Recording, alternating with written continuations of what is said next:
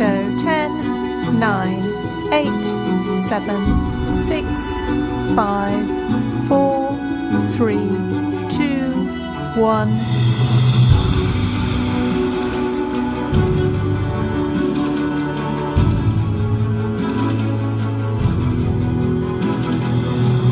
I still love you.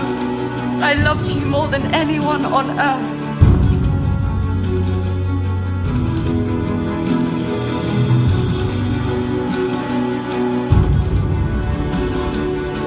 Never pray more. Abandon all remorse.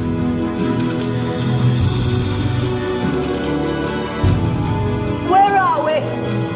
In hell.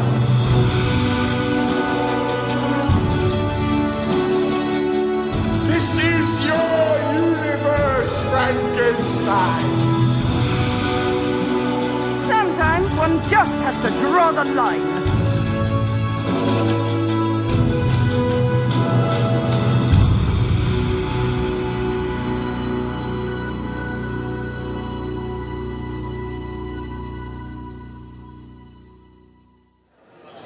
Hello and welcome to the Barbican in London for this special National Theatre live broadcast of Hamlet. Tonight's production will be shown live in over 650 cinemas in the UK and thousands more around the world, and will reach as far and wide as Japan, Australia, the USA and Russia. So if you're watching in Sheffield, Sydney or San Francisco, it's great to have you with us for this exciting event. As the Barbican has cinemas as well as a theatre and concert hall, we've taken over the whole building for tonight's broadcast. I'm here in Screen 1 and we'll be beaming the production from the auditorium upstairs onto the screen right here. All 3 cinema screens at the Barbican are sold out, and there is a definite buzz of anticipation everywhere you turn. Before that, I just wanted to take an opportunity to tell you briefly about what else you've got to look forward to with NT Live over the next few months. In December, we've got Jane Eyre, a really exciting co-production between the National Theatre and Bristol Old Vic. It's an original adaptation devised by the cast and has been described by critics as inventive, moving and aflame with passion.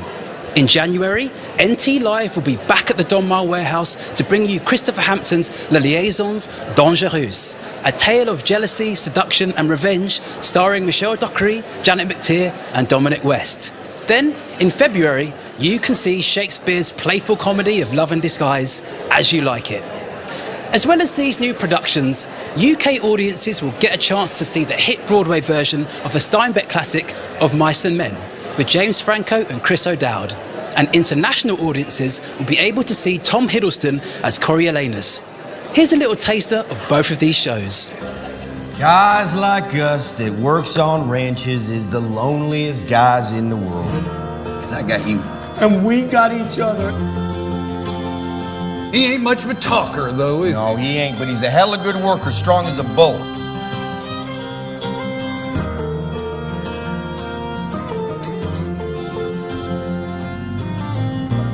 I goes nuts if he ain't got nobody.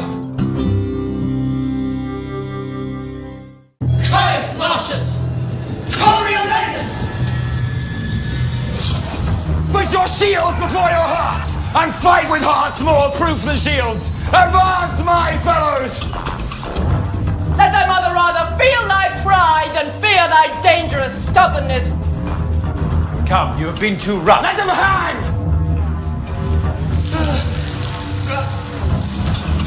Coriolanus, captured live at the Donmar Warehouse. For all the details on future NT Live broadcasts and how to get tickets, just head to ntlive.com. Now, back to this evening's proceedings. First performed in 1601, William Shakespeare's Hamlet has been thrilling audiences for over 400 years, and it is in fact widely thought to be his most performed play. In this production here at the Barbican, Benedict Cumberbatch takes on the title role at the centre of this great tragedy.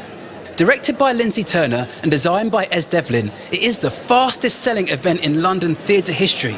It's produced by Sonia Friedman Productions, a West End and Broadway theatre producer. And to learn more about their work, do visit soniafriedman.com.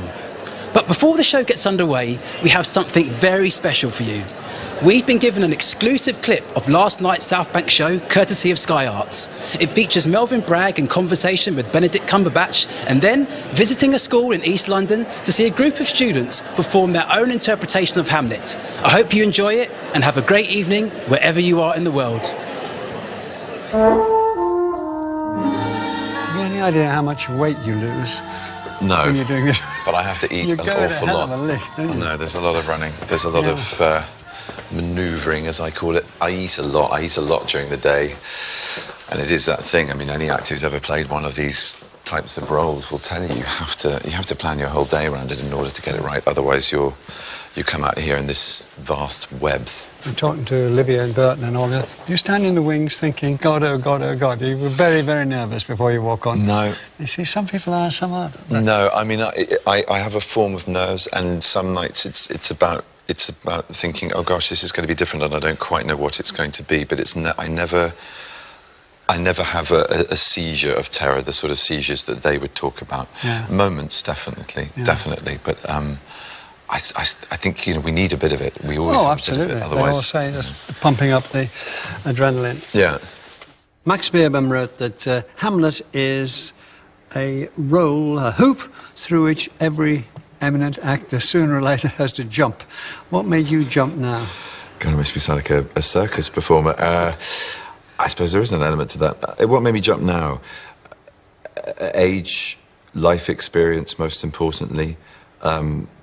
The opportunity to bring a new audience to a 400-year-old piece of brilliance and try and make Shakespeare as relevant now as he has ever been since then. And I've just become a father, and I used to think that I'd have to be childless to be a Hamlet, and I thought, well, maybe that's going to be a difficult ingredient to play with. It's miraculous, though, as I'm sure you know, being a dad, that you're thinking about how you were parented shoots up as well, so that's all fed into it. So that was serendipity, though. That wasn't as planned as this was. But there's a feeling, I don't think necessarily meaning a hoop as a sort of circus thing, more as there is this Beecher's Brook. It's coming at you, this enormous fence. Yeah. And, it's a huge wave. Most of the great actors have said, well, I'm going to have to do this. Yeah. In the back of my mind, I thought, well, maybe one day. I mean, I've seen some truly extraordinary Hamlets in my time. What is it like coming up to Be or Not to Be when you know that they're the best-known lines in world theatre, and people are chanting the first 2 or 3 lines of that speech in their inner minds? And you I'll never be able to say it again now that I'm But you have to come to it as if it's fresh. 1, 2, 3. You have to come to it as if you're thinking it for the first time. But that is it. I mean, that's the trick of any acting in a present moment, I think, is to find the need. It's to find the need to say it.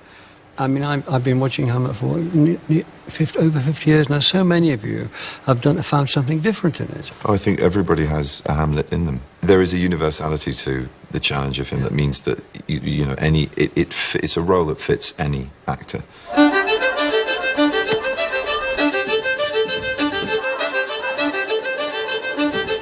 We're in East Ham at Langdon Academy, and I'm here to watch some drama students do their interpretation of Hamlet. 400 years after this extraordinary piece of writing is still being investigated. Does it resonate with kids, with young adults who are growing up in a very different world to 400 years ago? East Hamlet.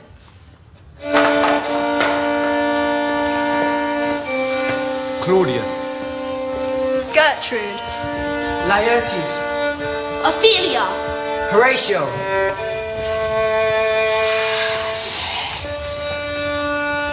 Hamlet. To be or not to be? To be or not to be? To be or not to be? To be or not to be? That is the question. Whether 'tis noble in the mind to suffer the slings and arrows of outrageous fortune, or to take arms against the sea of troubles, and by opposing, end them.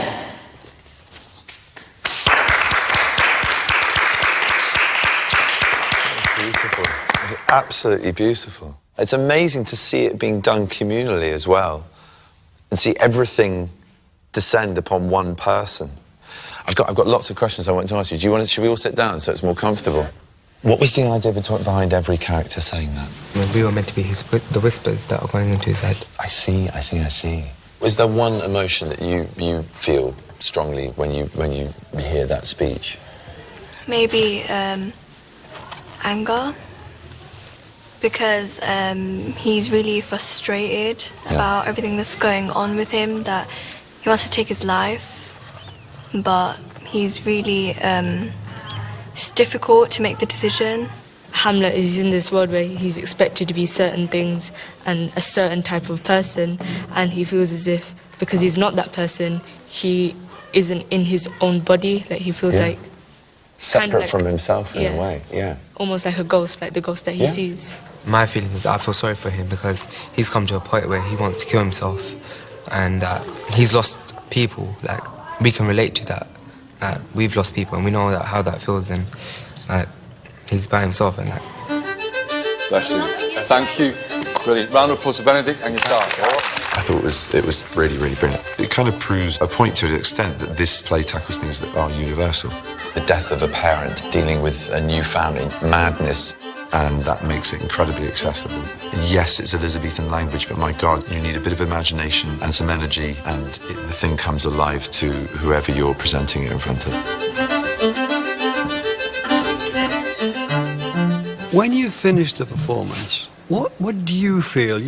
Hungry. I feel tired and hungry. Yeah, I know you're tired. Okay, so that's the answer. That's what I feel. I'll still ask the question, okay? Go on. So you've taken your bow and you've, for a while anyway, Hamlet is diminishing. What deposit is there with you of what has happened in the previous 3 hours or so? Oh, that's a really good question. Can you ask me after 3 hours of it tonight, and I'll tell you. I'll tell you. It's very hard because so much of this is a moment by moment process. It really is. You can't afford really to look back or worry forward, and when you do that, you become very unstable in this role. And as someone who's got to do it again the next night, is to immediately start to sort of self-critiquing. I mean, of course, there's a relief. Of course, there's an out-breath. There's just an out-breath. To put it really simply, that's it. That's it for tonight.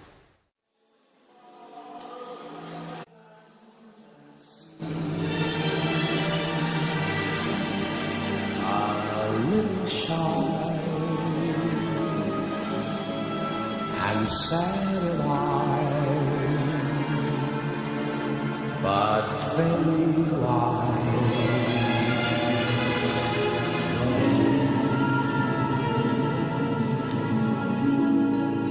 And one day, a magic day he passed my way, and while we spoke of many things, fools and kings, this he said to me: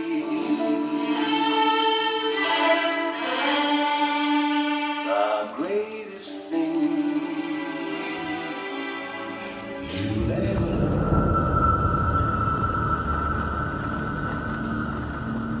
Who's there? Answer me. Stand and unfold yourself! Hail to your lordship! Horatio!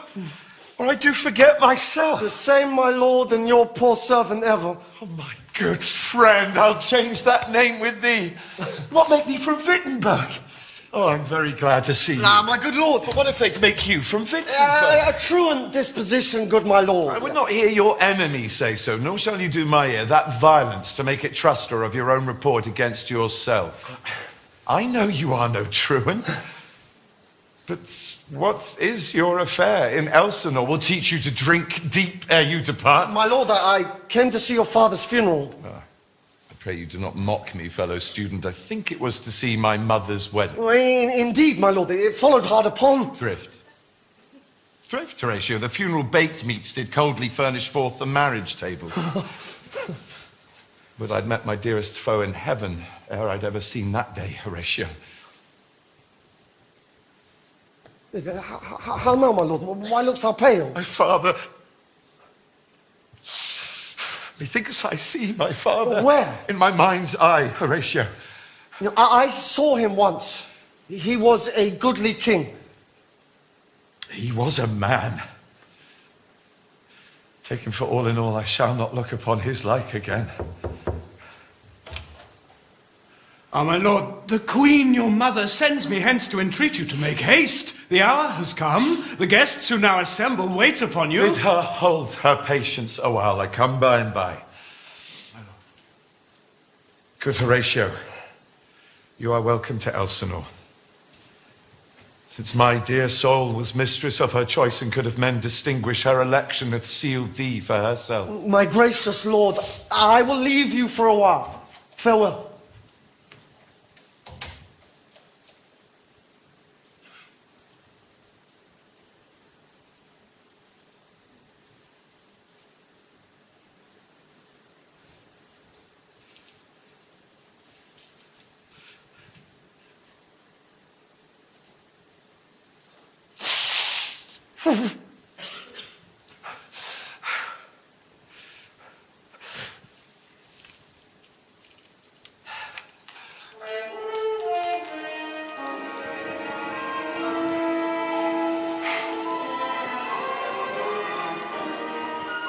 I am sent expressly to your lordship. Soft you now, I come.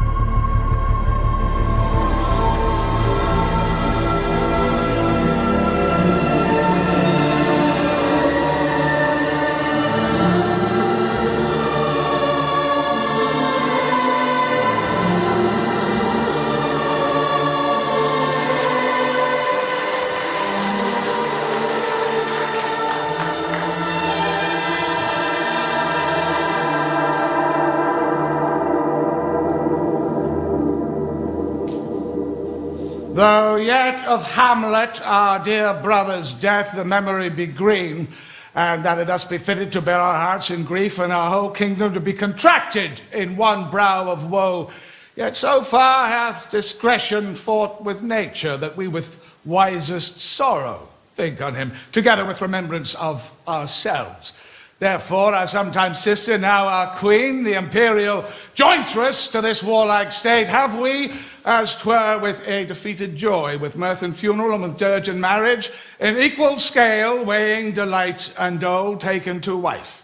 Nor have we herein barred your better wisdoms, which have freely gone with this affair along. For all our thanks.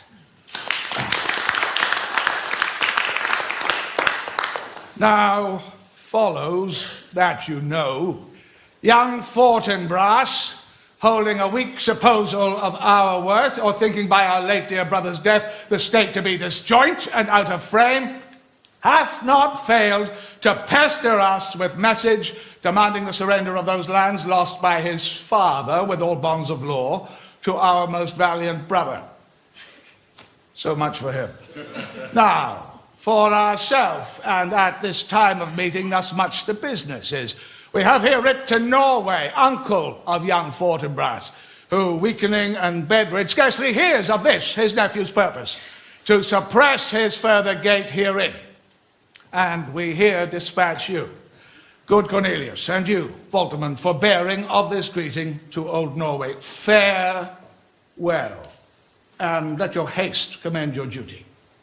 In that and in all things we will show our duty. And now, Laertes, what's the news with you? You told us of some suit. What is Laertes? The head is not more native to the heart than is the throne of Denmark to thy father. What wouldst thou have, Laertes? My dear lord, your leave and favour to return to France, from whence, though willingly I came to Denmark to show my duty in your coronation, yet now I must confess that duty done, my thoughts and wishes bend again toward France, and bow then to your gracious leave and pardon. Have you your father's leave? What says Polonius? He hath, my lord. I do beseech you, give him leave to go. Take thy fair hour, Laertes, thy time be thine, and thy best graces spend it at thy will.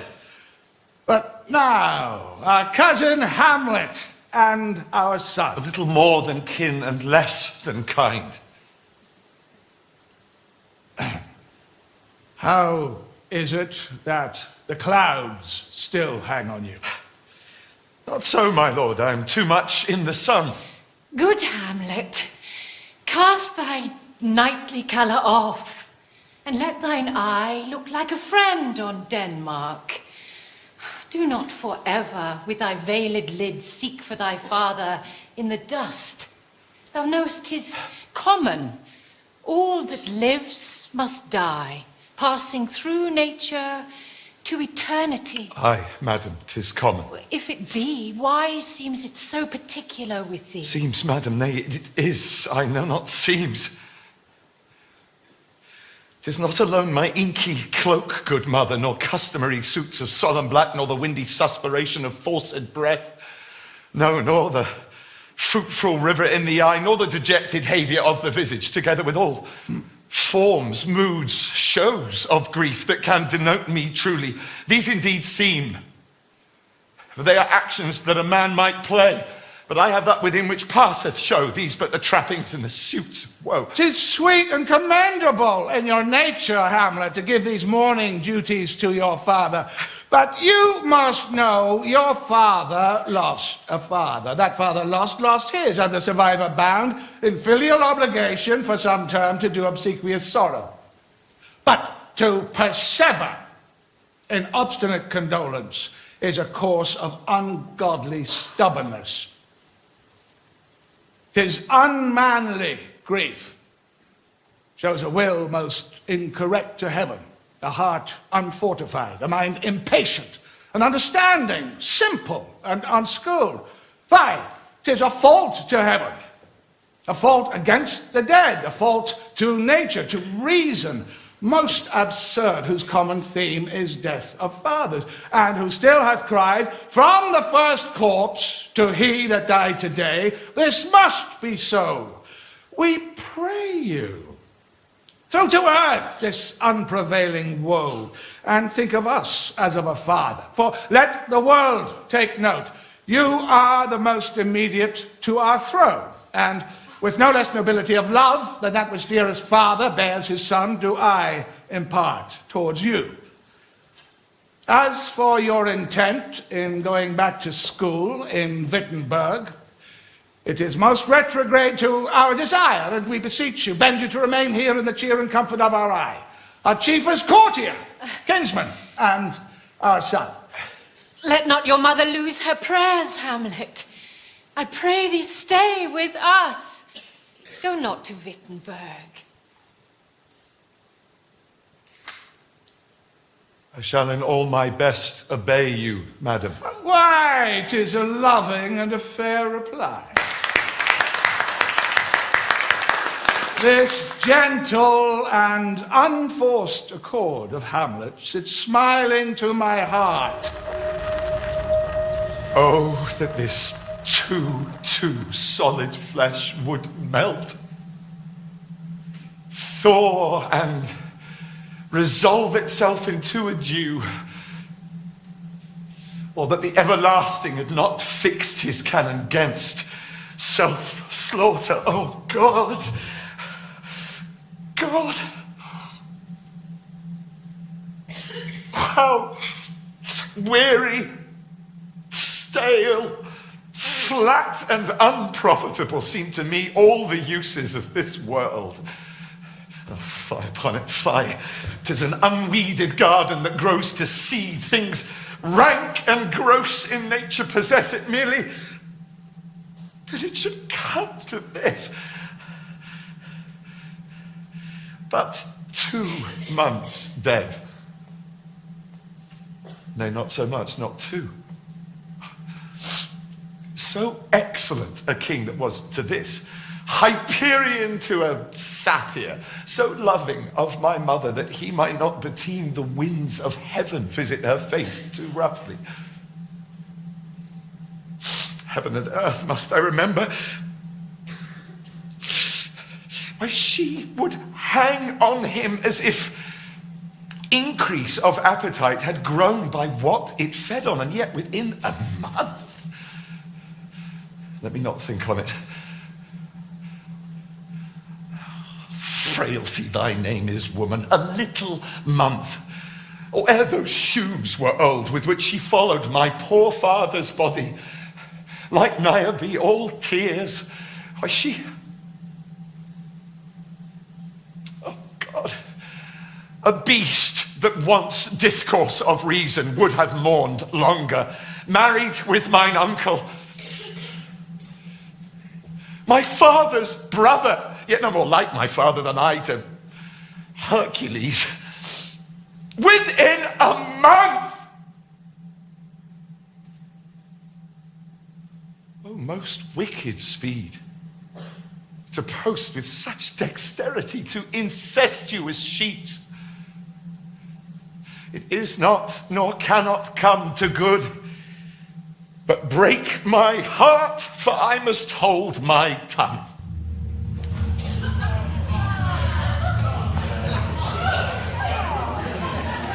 Soft you a word, my lord. Horatio? Friends to this ground and liegemen to the Dane. Hail to your lordship, my good lord. I'm very glad to see you both. Pray, give them leave. They would speak a word with you. The matter then, speak. By heaven, I charge thee, speak. My lord, I think I saw him yesternight. Saw who?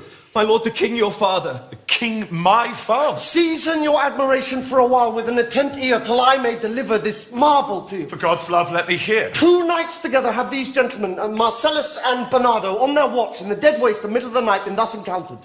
A figure like your father appears before them, and with solemn march goes slow and steady, whilst they, distilled almost to jelly with the act of fear, stood dumb and spoke not to him. This to me in dreadful secrecy did they impart. I knew your father. These hands are not more like. But where was this? Upon the platform where we watch. Did you not speak to it? My lord, I did, but answer made it none. Yet once methought it lifted up its head and did address itself to motion like as it would speak. But even then the morning cock crew loud, and at the sound it shrunk in haste away. Now I have heard, the cock that is the trumpet to the day doth with his lofty and shrill-sounding throat awake the god of day. And at his warning, whether in sea or fire, in earth or air, the itinerant and erring spirit hies to his confine. And of the truth therein their witness now doth make probation. It's very strange. As I do live, my honoured lord, 'tis true. And we did think it writ down in our duty to let you know of it. Saw you his face? Yes. How looked he? Frowningly? Countenance more in sorrow than in anger. Pale or red? Nay, very pale. And his eyes fixed upon you? Most constantly. Would I had been there? It would have much amazed. Very like, very like.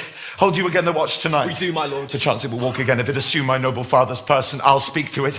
Though all hell should gape and bid me hold my peace, I pray you both. If you have hitherto concealed this sight, let it be held within your silence still. And whatsoever else shall pass tonight, give it an understanding but no tongue. Upon the platform twixt 11 and 12, I'll visit you. Our duty to your honour. Your love as mine to you. Farewell. All is not well. Would the night would come. Till then, sit still, my soul. Foul deeds will rise, though all the earth overwhelm them to men's eyes.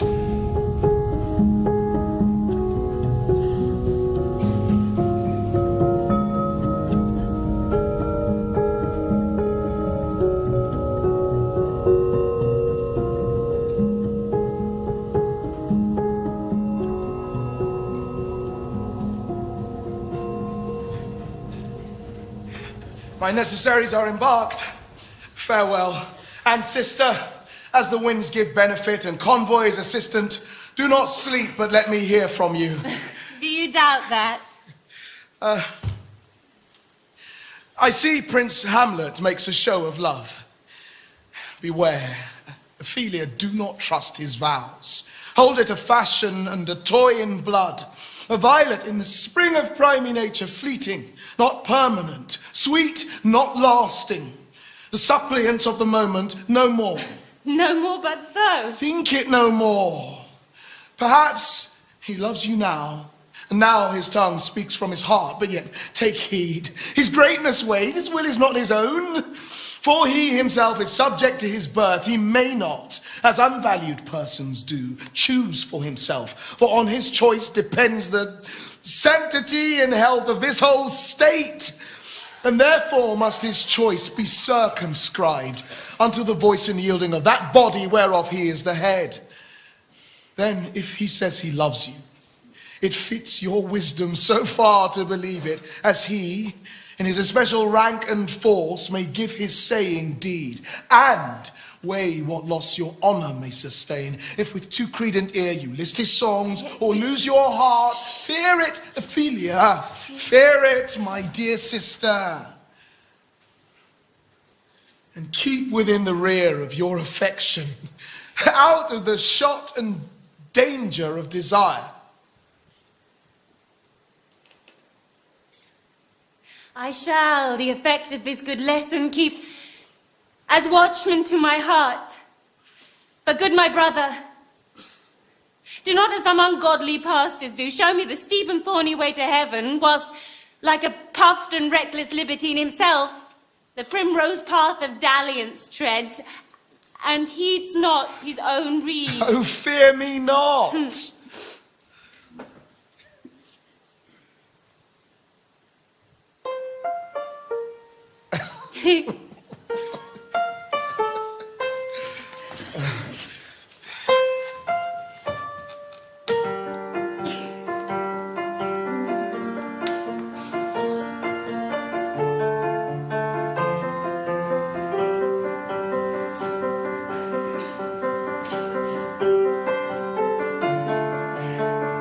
Yet here, Laertes. I stay too long, but here my father comes. A double blessing is a double grace. Occasion smiles upon a second leave. Aboard, for shame. The wind sits in the shoulder of your sail, and you are stayed for. There my blessing with you, and these few precepts in thy memory. See thou character. Give thy thoughts no tongue, nor any unproportioned thought his act. Be thou familiar, but by no means vulgar. The friends thou hast and their allegiance tried, grapple them unto thy soul with hoops of steel, but do not dull thy palm with entertainment of each new-hatched, unfledged comrades. Beware of entrance to a quarrel, but being in, bear it that the opposite may beware of thee. Give every man thy ear, but few thy voice. Take each man's censure, but reserve thy judgment. This above all, to thine own self be true. And it must follow, as the night the day, thou canst not then be false to any man. Farewell. My blessing season this in thee. Farewell, Ophelia, and remember well what I have said to you. 'Tis in my memory locked, and you yourself shall keep the key of it. Farewell. What is it, Ophelia, he had said to you? Oh, so please you.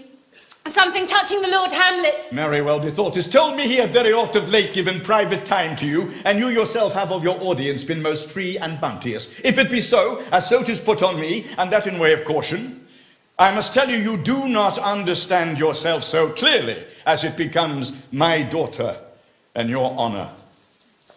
What is between you? Give me up the truth.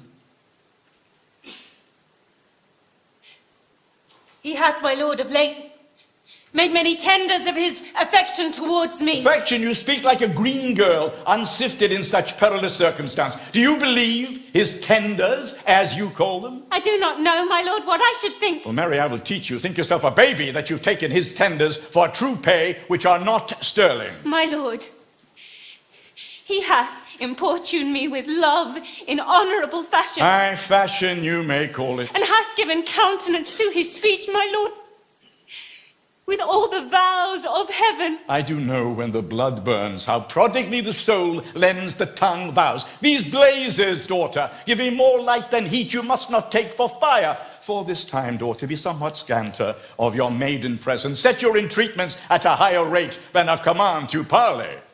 For Lord Hamlet, believe so much in him that he is royal, and with a larger terror may he walk than may be given you. In brief, do not believe his vows.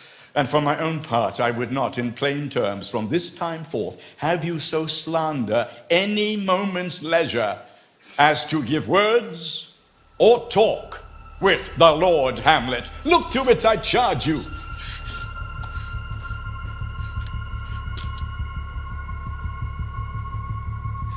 I shall obey, my lord.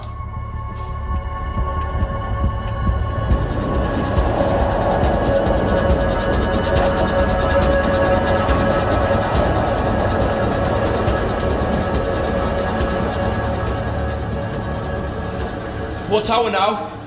I think it lacks of 12. Now it has struck. Indeed, I heard it not. Well, then it draws near the season wherein the Spirit held his wont to walk.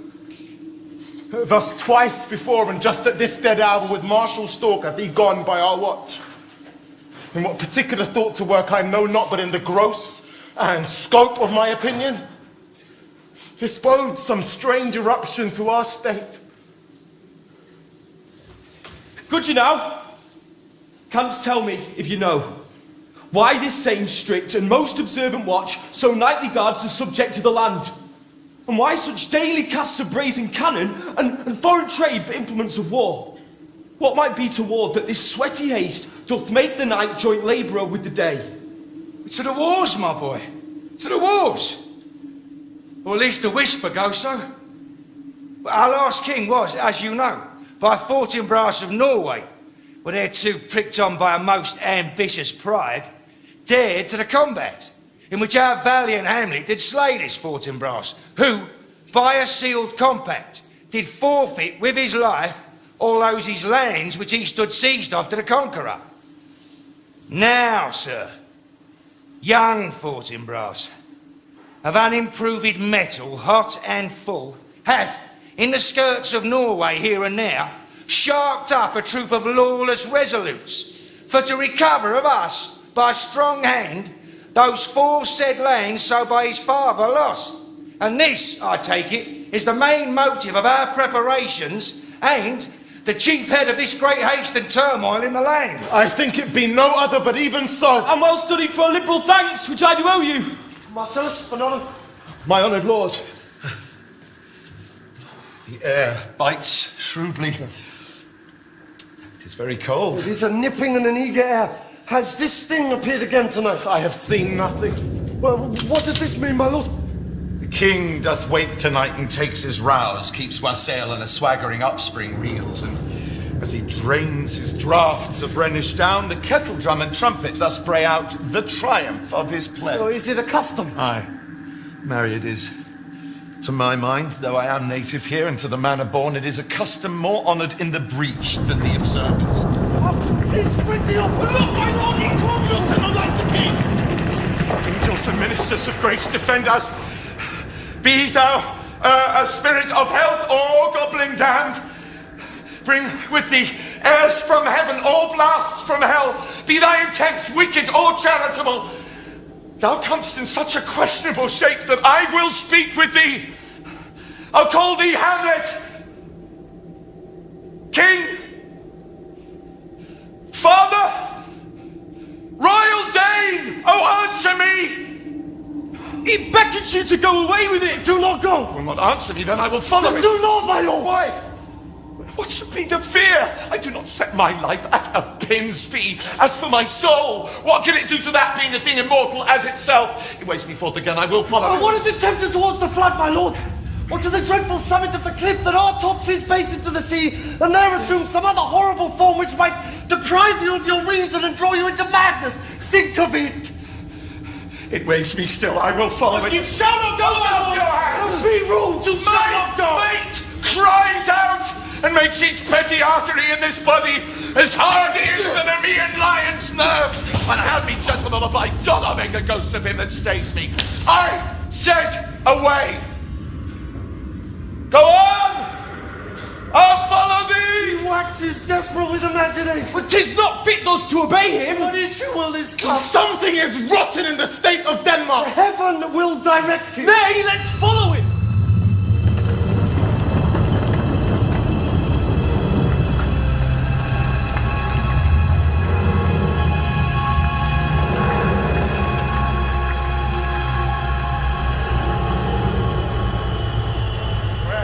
Wilt thou lead me?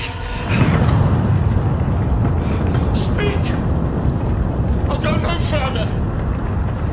Speak! I am bound to hear. I am thy father's spirit, doomed for a certain term to walk the night, and for the day confined to fasting fires, till the foul crimes done in my days of nature are burnt and purged away. but that I am forbid to tell the secrets of my prison house. I could a tale unfold whose lightest word would harrow up thy soul and freeze thy noble veins. But this eternal blazon must not be to ears of flesh and blood. List, Hamlet. Oh, list. If thou didst ever thy dear father love, oh God, revenge his foul and most unnatural murder. Murder? Murder most foul as in the best it is. But this, most foul, strange, and unnatural. Haste me to know it, that I with wings as swift as meditation may sweep to my revenge. It is given out that sleeping in my orchard, a serpent stung me. So the whole air of Denmark is by a forged process of my death, rankly abused. But know thou, noble youth, the serpent that did sting thy father's life now wears his crown. Oh, my prophetic soul, mine uncle. Aye, that incestuous, that adulterate beast with witchcraft of his wits, won to his shameful lust the will of my most seeming virtuous queen. Oh, Hamlet, what a falling off was there from me, whose love was of that dignity that it went hand in hand even with the vow I made to her in marriage, and to decline upon a wretch whose natural gifts were poor to those of thine, but soft. Methinks I scent the morning air. Brief let me be.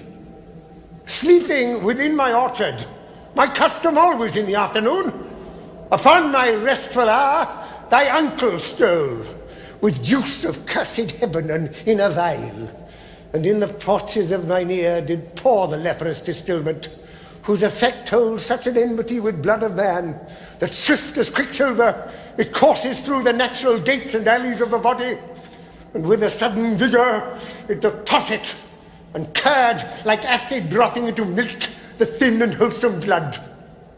So did it mine, and soon a foul eruption barked about, most leper-like, with vile and loathsome crust all my smooth body. Thus was I, sleeping by a brother's hand, of life, of crown and queen at once dispatched, cut off even in the blossom of my sin, no reckoning made, but sent to my account with all my imperfections on my head. Oh, horrible. Oh, horrible. Most horrible.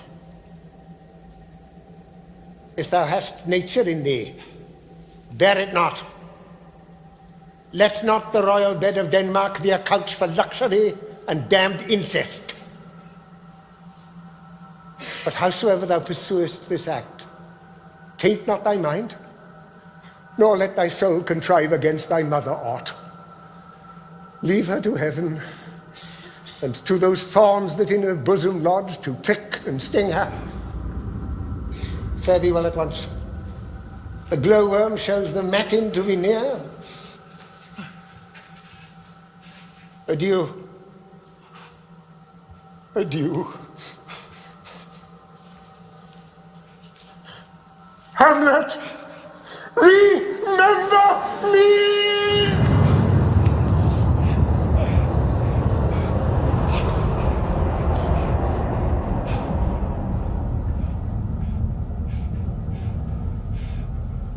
Remember thee?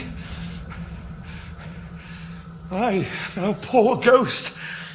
Memory holds a seat in this distracted globe. Remember thee, yea, from the tables of my memory I'll wipe away all trivial fond records, all sores of books, all forms, all precious past that youth and observation copied there. And thy commandment all alone shall live within the book and volume of this brain, unmixed with baser matter. Oh yes, yes, by heaven. Oh, most pernicious woman. Oh, villain. Villain. Smiling, damned villain! Ah, my table's meat it is. I set it down that one may smile and be a villain. So, uncle, there you are. Now, to my word, it is adieu, remember me, and I have sworn it. My lord! Hamlet! Secure! So be it. Oh, how is it, my noble lord? What news, my lord? Wonderful. Oh, good, my lord, tell it. Nay, but you'll reveal it. Oh, not I, my lord. Nor I. I'll say you then, but you'll be secret. I, by heaven, my lord. It's not a villain dwelling in all Denmark, but he's an arrant knave. There needs no ghost, my lord, come from the grave to tell us that. Why, right. You are in the right. It is an honest ghost, that let me tell you. As for your desire to know what stands between us, oh, master it as you may, and now, good friends, grant me one poor request. Well, what is, my lord? Never make known what you have seen tonight. My lord, we will not. Nay, but swear it. Old boy, sayest thou so? Come, you hear this, fellow, consent to swear. Propose the oath, my lord. Never to speak of this that you have seen tonight. My lord, we will not. But swear it. In faith, my lord, not I. Nor I, my lord, in faith. Then we'll move our ground. Come, here, upon my hand. Never to speak of this that you have heard tonight. Well said, old mole. Canst work in the ground so fast. Once more remove, good friend. Oh, day and night, but this is wondrous strange. For as a stranger, give it welcome. There are more things in heaven and earth, Horatio, than are dreamt of in our philosophy. But come here as before and swear. My heaven, I swear. Rest, perturbed spirit. And swear besides, howe'er so strange or odd I bear myself, as I, perchance hereafter, shall think it meet to put an antic disposition on, that you at such times seeing me never shall with arms encumbered thus or thus head shake, or by the pronouncing of some doubtful phrases, ooh, well, we know. Oh, we could, and if we would, that you know aught of me, swear. By heaven, I swear. Gentlemen, with all my love, I do commend me to you. And still your fingers on your lips, I pray. The time is out of joint. Oh, cursed spite that ever I was born to set it right.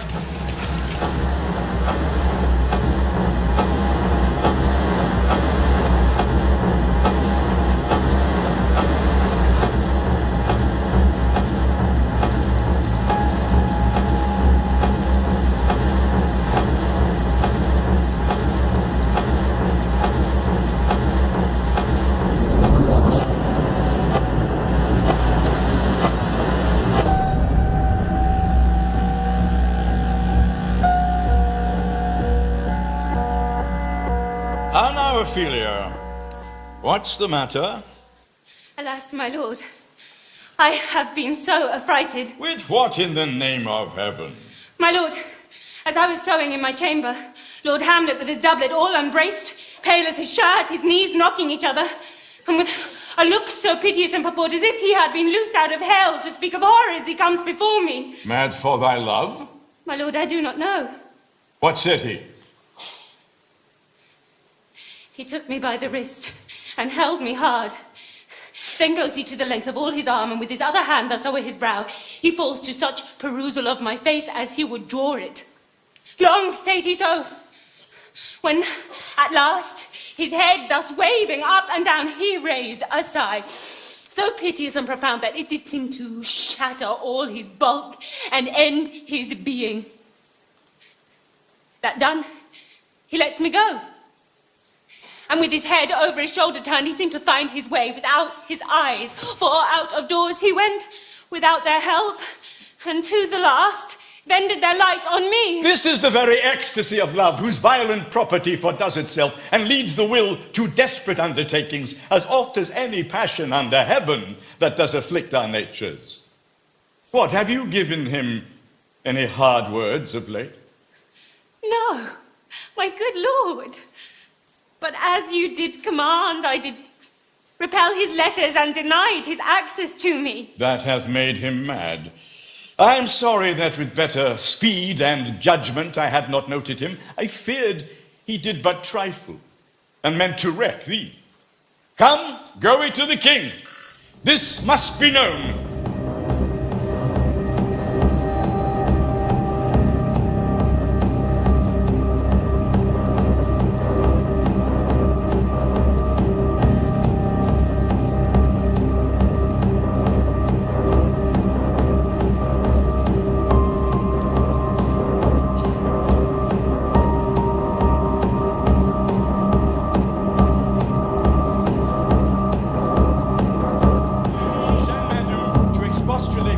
duty should be, what duty is, why day is day, night night, and time is time, were nothing but to waste night, day, and time. Therefore, since brevity is the soul of wit, and tediousness the limbs' outward flourishes, I will be brief.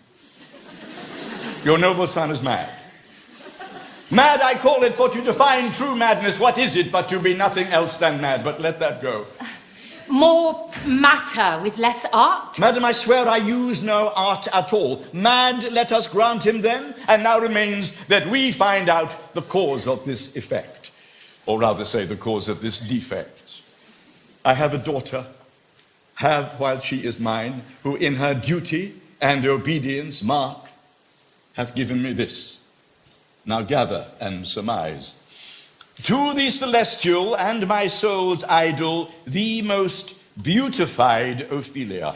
Came this from Hamlet to her? Good madam, stay a while, I will be faithful. Doubt thou the stars are fire, doubt that the sun doth move, doubt truth to be a liar, but never doubt I love. This in obedience hath my daughter shown me, and more above hath his solicitings, as they fell out by time, by means, and place, all given to mine ear. But how has she received his love? What do you think of me? As of a man faithful and honourable? I would fain prove so, but what might you think if I had seen this hot love on the wing, as I perceived it, I must tell you that, before my daughter told me? What might you, or my dear majesty, your queen here, think, if I had played the board or go-between, or looked upon this love with idle sight? What might you think? No, I went round to work, and my young mistress thus I did bespeak. Lord Hamlet is a prince out of thy star. This must not be. And then I process gave her that she should lock herself from his society, admit no messengers, receive no tokens, which done, she took the fruits of my advice, and he, repulsed, a short tale to make, fell into a sadness, thence into a weakness, thence into the madness, wherein now he raved. Do you think 'tis this? Oh, it may be. Very likely. Hath there been such a time, I would fain know that I have positively said 'tis so, when it proved otherwise? Not that I know. Take this from this, if this be otherwise. If circumstances lead me, I will find where truth is hid, though it were hid indeed within the center. How may we try it further? You know, sometimes he walks for hours here in the lobby. So he does, indeed. At such a time, I loose my daughter to him. Be you and I behind an arras then, mark the encounter. If he laugh or not, and be not from his reason fallen thereon, let me be no assistant for a state, but keep a farm and carters. Away! I do beseech you both! Away! Away!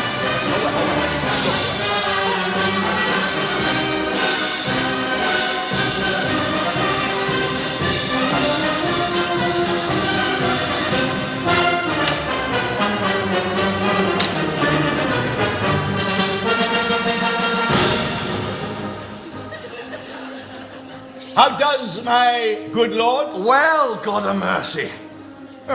Do you know me, my lord? Excellent, excellent, well of faith. You are a fishmonger. Not I, my lord. Well, then, would you were so honest a man? Honest, my lord? Aye, sir, to be honest as this world goes is to be one man picked out of 10,000. That is very true, my lord. Have you a daughter? I have, my lord. Well, let her not walk in the sun. Look to it. How say you by that? Still harping on my daughter. What? Do you read, my lord? Words. Words. Words. What is the matter, my lord? Between whom, sir? I mean the matter that you read, my lord. Oh, slanders, sir. For the satirical rogue says here that old men have grey beards, that their faces are wrinkled, and that they have a plentiful lack of wit, together with most weak hams, all of which, sir, most powerfully and potently do believe, yet I do not hold it honesty to have it thus set down. You, sir, could grow old as I am if, like a crab, you could go backwards. Though this be madness, yet there is method in it. Will you walk out of the air, my lord? Into my grave? My honourable lord, I will take my leave of you. You cannot, sir, take from me anything that I will more willingly part withal. Accept my life. Accept my life. Fare you well, my lord.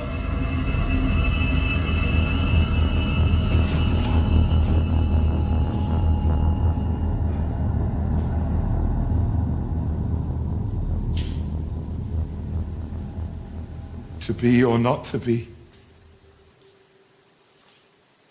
That is the question. Whether 'tis nobler in the mind to suffer the slings and arrows of outrageous fortune, or to take arms against a sea of troubles, and by opposing end them. To die. To sleep. No more. And by asleep to say we end the heartache and the 1,000 natural shocks that flesh is heir to. 'Tis a consummation devoutly to be wished. To die. To sleep. To sleep, perchance to dream. Aye, there's the rub. For in that sleep of death, what dreams may come when we have shuffled off this mortal coil must give us pause. There's the respect that makes calamity of so long life. For who would bear the whips and scorns of time, the oppressor's wrong, the proud man's contumely, the pangs of disprized love, the law's delay, the insolence of office, and the spurns that patient merit of the unworthy takes when he himself might his quietus make with a bare bodkin? Who would these fardels bear to grunt and sweat under a weary life, but for the dread of something after death? The undiscovered country from whose bourne no traveller returns. It puzzles the will. It makes us rather bear those ills we have than fly to others we know not of. Thus conscience doth make cowards of us all.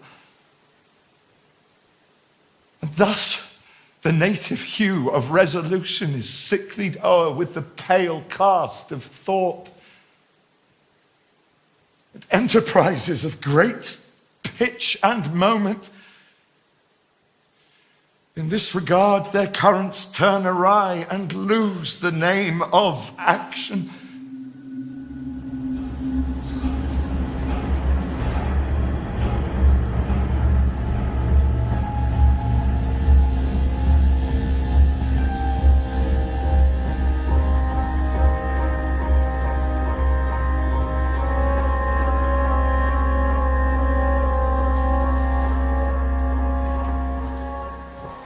The ambassadors from Norway are joyfully returned. They're welcome both. Let them have kind admission. How do I long to hear how they were found. Welcome, good friend. Say, Voltimand, what from our brother Norway? Most fair return of greetings and desires. Sovereign Lord, the word of peace is rendered between our nation and its neighbour state. Heavens thank thee for it. Upon our first, he sent out to suppress his nephew's levies, which to him appeared to be preparations against the Polish. But better looked into, he truly found it was against your highness. Sends out arrests on Fortinbras, which he in brief obeys, receives rebuke from Norway, and in fine makes vow before his uncle never more to give the assay of arms against your majesty. Whereon old Norway, overcome with joy, gives him permission to employ those soldiers so levied as before against the Polish, with an entreaty herein further shown that it might please you to give peaceful passage through your dominions for his enterprise. It likes us well, and at a more considered time we'll read, answer, and think upon this business. Meantime, we thank you for your well-took labour. Go to your rest. Tonight we'll dine together. I hold my duty as I hold my soul, both to my God and to my gracious king. Most welcome home. This business is well ended. Sweet Gertrude, leave us too, for we have closely sent for Hamlet hither, that he, as 'twere by accident, may here confront Ophelia.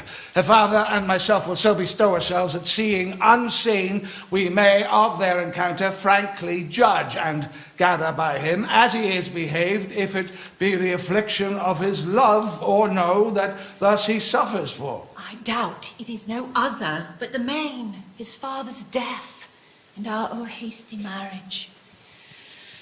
For your part, Ophelia, I do wish your good beauties be the happy cause of Hamlet's wildness.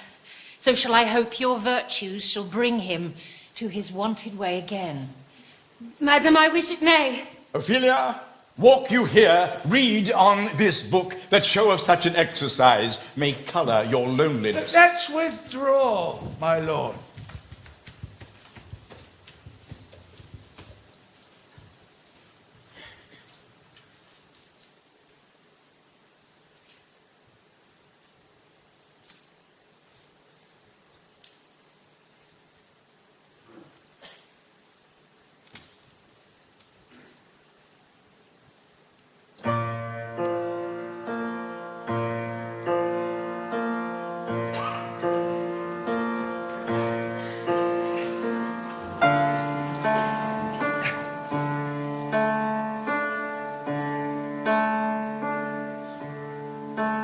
Fair Ophelia,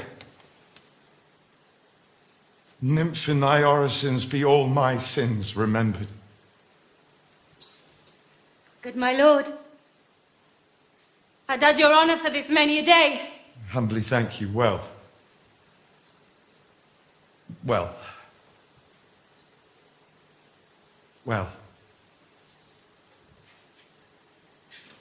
My lord, I have remembrances of yours that I have longed to redeliver. I pray you now receive them. No, not I. I never gave you aught. My honoured lord, you know right well you did. And with them words of so sweet breath composed as made the things more rich. Their perfume left, take these again, for to the noble mind rich gifts wax poor when givers prove unkind.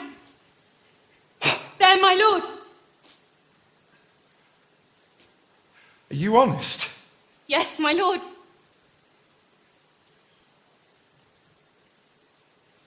I did love you once. Indeed, my lord, you made me believe You so. should not have believed that I loved you not. I was the more deceived. Get thee to a nunnery. Well, why wouldst thou be a breeder of sinners? I am myself indifferent, honest, yet I could accuse me of such things. It were better my mother had not borne me. I'm very proud, revengeful, ambitious, with more offences at my beck than I have thoughts to put them in, imagination to give them shape, or time to act them in. What should fools as I do, crawling between heaven and earth? We're arrant knaves all, believe none of us. Where's your father? At home, my lord. Let the doors be shut on him, that he may play the fool no heaven in his own house. Oh, help him free to heaven. Thou dost, Mary, I will give thee this plague for thy dowry. Be thou as chaste as ice, as pure as snow. Thou shalt not escape calumny. Now get thee to a nunnery, and quickly too. If thou wilt marry, marry a fool, for wise men know well enough what monsters you make of them. Oh, heavenly powers, restore him. God hath given you one face, and you make yourself another. You amble, you lisp, you jig, you nickname God's creatures. You make your wantonness, your ignorance. Go to, I'll no more of it. It hath made me mad. I say we shall have no more marriages. All those that are married, all but one shall live. The rest shall stay as they are. To a nunnery, go.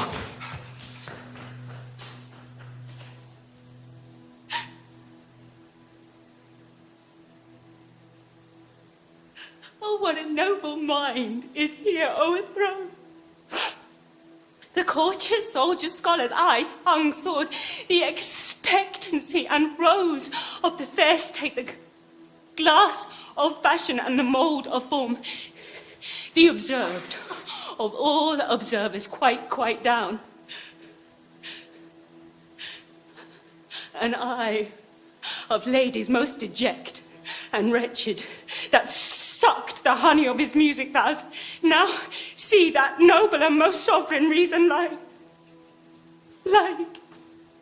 sweet bells jangled out of tune and harsh. That unmatched form and feature of blown youth, blasted with ecstasy. Oh, woe is me, to have seen what I have seen. See what I see. Love! His affections do not that way tend, nor what he spoke, though it lacked form a little, was not like madness. But yet do I believe the origin and commencement of this grief springs from neglected love. Now, there's something in his soul, o'er which his melancholy sits unbrewed, and I do fear the hatch and the disclose will be some danger. How now, my good lord? You need not tell us what Lord Hamlet said. We heard it all.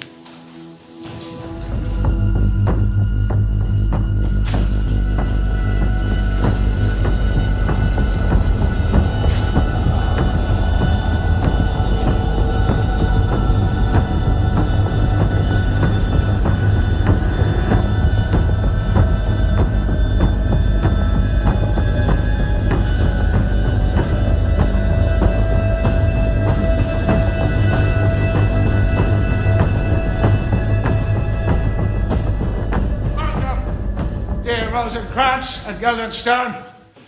Moreover, that we much did long to see you, the need we have to use you did provoke our hasty sending. Something you have heard of Hamlet's transformation. So I call it, since not the exterior nor the inward man resembles what it was. What it should be, more than his father's death, that thus has put him so much from the understanding of himself, I cannot dream of. I entreat you both, that being of so young days, brought up with him, and since so neighbour to his youth and humours, to draw him on to pleasures, and to glean whether aught to us unknown afflicts him thus, that disclosed lies within our purpose. He hath of late much talked of you, good sirs. And sure I am, 2 men that are not living to whom he more adheres. If it shall please you to show us so much kindness and goodwill as to expend your time with us a while for the supply and profit of our hope, your visitation shall receive from us such thanks as fits a king's remembrance. Both your majesties might, by the sovereign power you have of us, put your dread pleasures more into command than to entreaty. But we both obey, and here give up ourselves in the full bent, to lay our service freely at your feet, to be commanded. Heaven make our presence and our practices pleasant and helpful to him. Yeah, thanks, gentle Rosencrantz and Guildenstern. Thanks, Guildenstern and gentle Rosencrantz. And I beseech you instantly to visit my too much changed son. Volterman, I charge you bring the gentleman where Hamlet is. Go you to seek the Lord Hamlet. There he is. God save you.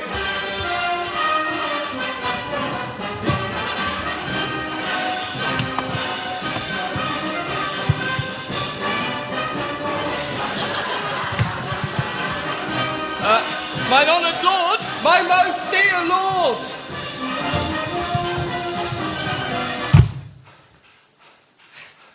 My dear good friends, Guildenstern, how dost thou? Oh, Rosencrantz, good lads! How do you both? As the indifferent children of the earth. Happy in that we're not over happy. On fortune's cap, we're not the very button. Nor the soles of her shoe. Neither, my lord. And you live somewhere about her waist or in the middle of her favour? Faith, her privates, we. Oh, no. What's the news? Oh, none, my lord, but that the world's grown honest. Oh, then is doomsday near. But what have you deserved at the hands of fortune that she hath sent you to prison hither? Prison, my lord? Denmark is a prison. Then is the world one? A goodly one, in which there are many confines, wards, and dungeons, Denmark being one of the worst. I think not so, my lord. Then 'tis none to you, for there is nothing either good or bad, but thinking makes it so.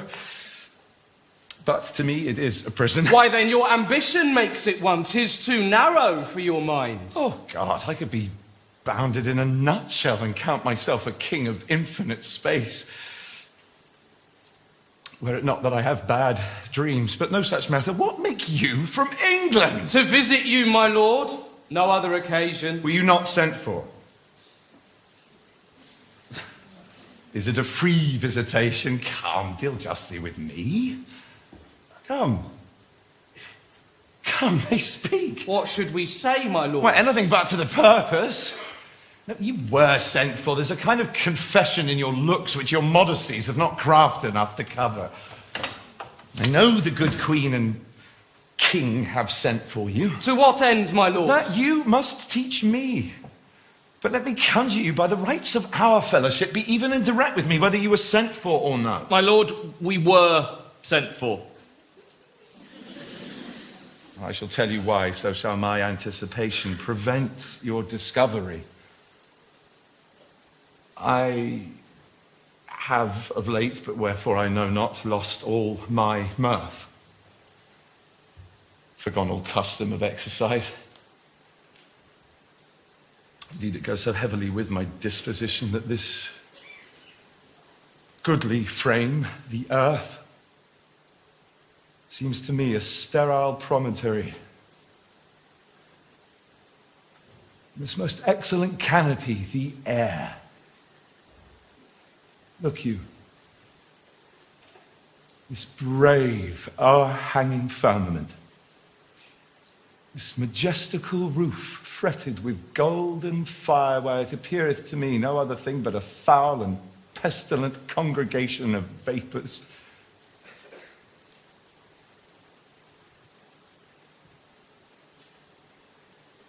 What a piece of work is a man! How noble in reason, how infinite in faculty, form and moving, how express and admirable. In action, how like an angel; in apprehension, how like a god. The beauty of the world, the paragon of animals. Yet to me, what is this quintessence of dust? Man delights not me.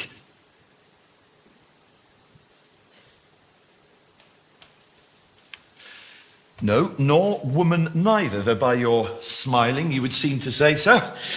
My lord, there was no such stuff in my thoughts. Then why did you laugh when I said man delights not me? Well, be with you, gentlemen. My lord, I have news to tell you. My lord, I have news to say. Buzz, buzz. My lord, I do entreat your patience to hear me speak the message I have sent on. The actors are come hither, my lord, upon my honour. Oh, gentlemen, give me your hands. You are welcome to Elsinore, but my uncle, father, and aunt, mother are deceived. In what, my dear lord? I am but mad north-northwest. When the wind is southerly, I know a hawk from a hand, sir. What players are they? Even those who are wont to take delight in, the tragedians of the city, the best the best actors in the world, either for tragedy, comedy, history, pastoral comical, historical pastoral, tragical historical, tragical comical historical pastoral. How chances it they travel? Do they hold the same estimation they did when I was in the city? Are they so followed? How comes it? Do they go rusty? Come on, man, about it! They attendeth here hard by to know your answer, whether you will admit them or no. Let the doors be open to them!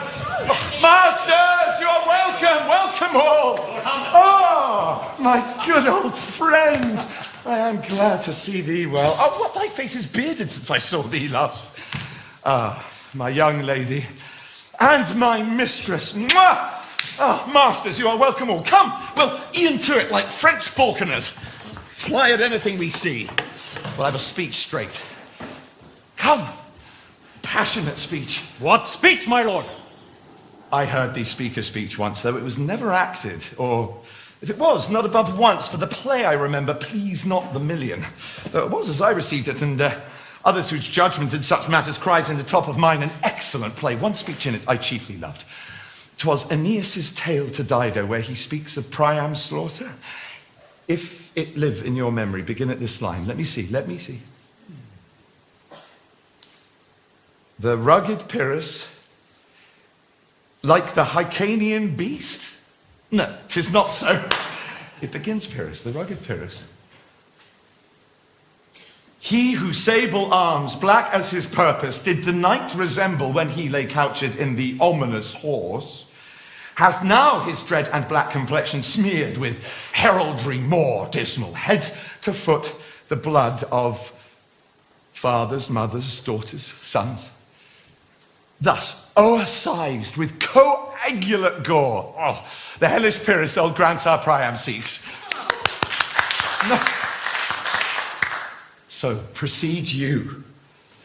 Anon, he finds it, striking too short at Greeks. His antique sword, rebellious to his arm, lies where it falls, rejecting all command. Unequal matched Pyrrhus at Priam drives. In rage, strikes wide, but with the wit and wind of his fell sword, the unnerved father falls. Then did the senseless city seem to feel this blow, and with a hideous crash take prisoner Pyrrhus' ears. For lo, his sword, which was declining upon the milky head of the reverend Priam, seemed in the air to stick. So as a painted tyrant, Pyrrhus stood and did nothing. But as we often see before a storm, a silence in the heavens, the clouds stand still, the bold winds speechless, and the orb below as hush as death. Anon, the dreadful thunder doth rend the region. So after Pyrrhus' pause, a roused vengeance set anew a work. And never did the Cyclops' hammer fall on Mars his armors, forged for perfect turn, with less remorse than Pyrrhus' bleeding sword that fell on Priam. Say on. Come to Hecuba. But who had seen the mobled queen run barefoot up and down, threatening the flames with blinding tears? A cloth about her head where late a crown had stood, and for a robe around her gaunt and blood-soaked limbs, a blanket in the alarm of fear caught up. Who had this scene with tongue in venom steeped against fortune's state would treason have pronounced? And if the gods themselves did see her then, when she saw Pyrrhus make malicious sport in mincing with his sword her husband's limbs, the instant scream of horror that she made, unless things mortal move them not at all, would have made weep the burning eyes of heaven, and passion in the god. Oh, what a rogue and peasant slave am I! Is it not monstrous that this player here, but in a fiction, in a dream of passion, could force his soul so to his whole conceit that from our working all his visage wan, tears in his eyes, distraction in his aspect, a broken voice, indeed his whole form suiting with functions to his conceit, and all for nothing? For Hecuba. What's Hecuba to him? Or he to her, that he should weep for her? What would he do had he the motive and cue for passion that I have? Then he would drown the stage with tears, cleave the general ear with horrid speech, make mad the guilty, appall the free, confound the ignorant, and amaze indeed the very faculties of eyes and ears. Yet I, a dull and muddy metalled rascal, peak like John o' Dreams, unpregnant of my cause, and can say nothing. No, not for a king, upon whose property and most dear life a damned defeat was made.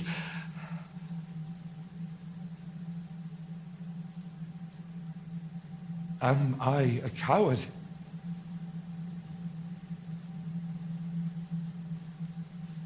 Who calls me villain?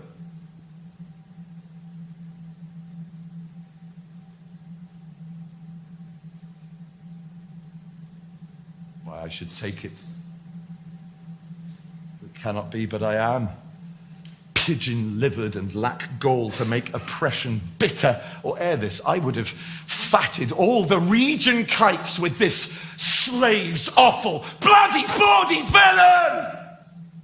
Remorseless, lecherous, treacherous, kindless villain! Oh, vengeance!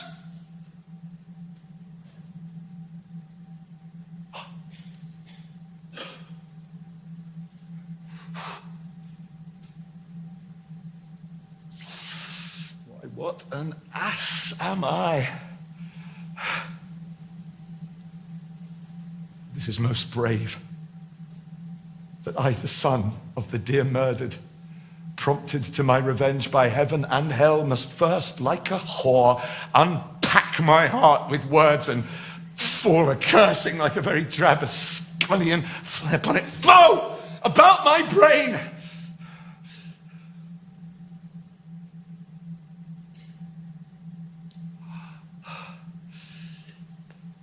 I've heard it said that guilty creatures sitting at a play have, by the very cunning of the scene, been struck so to the soul that presently they have proclaimed their malefactions. I'll have these players play something like the murder of my father before mine uncle.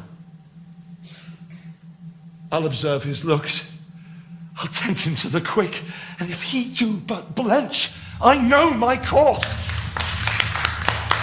'Tis well, I'll have thee speak out the rest soon. Good my lord, will you see these players are well bestowed, and look, they are well used, for they are the abstract and brief chronicles of the time. My lord, I will use them according to their desert. For God's sake, man, better!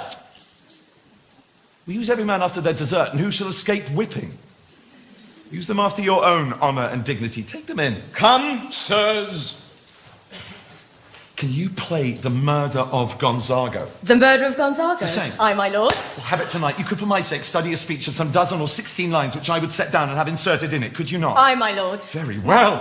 Follow that lord, and look you mock him not. My dear good friends, I'll leave you till tonight. You are welcome to Elsinore. Good, my lord.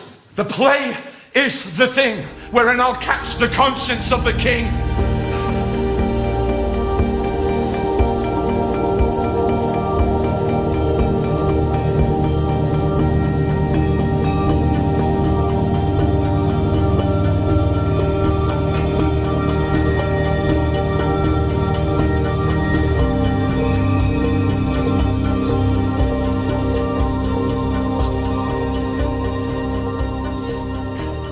Villain!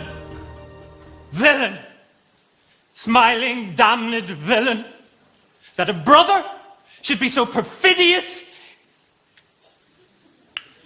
Speak the speech, I pray you, as I pronounced it to you. Trippingly on the tongue. For if you mouth it, as many of your players do, I had as lief the town crier spoke my lines. No, do not soar the air too much with your hands, thus, but use all gently, for in the torrent, tempest, and as I may say, whirlwind of passion, you must acquire and beget a temperance that may give it smoothness. I warrant, your honour. Be not too tame, neither. Let your own discretion be your tutor. Suit the action to the word to the action. With this special observance that you overstep not the modesty of nature. If anything so overdone is from the purpose of playing, whose end both now and at the first was and is as 'twere, to hold the mirror up to nature, to show virtue her own feature, scorn her own image, the very age and body of the time, his form and pressure. Oh, there be players that I have seen play and heard others praise, and that highly, which, not to speak it profanely, have so strutted and bellowed that I thought that nature's apprentices had made men, and not made them well. They imitated humanity so abominably. I hope we have reformed that indifferently with us, sir. Go, make you ready. Oh, how now, good friends, will the king hear this piece of work? And the queen too, and that presently. Bid the players make haste. Will you two help to hasten them? We will, my lord. Say what? Is Horatio here? A piece of him. How now, good friend, what news? Is it not very strange? Thine uncle is king of Denmark, and those that would make mouths at him while your father lived give 20, 40, 100 crowns apiece for his picture in little. There is something in this more than natural if philosophy could find it out. Oh, Horatio. Oh, it is just a man as e'er my conversation copped withal. Ah, my dear lord. I do not think I flatter thee, for what advancement may I hope from thee that no revenue hast, save thy good spirits to feed and clothe thee? Give me that man that is not fortune's slave, and I will wear him in my heart's core.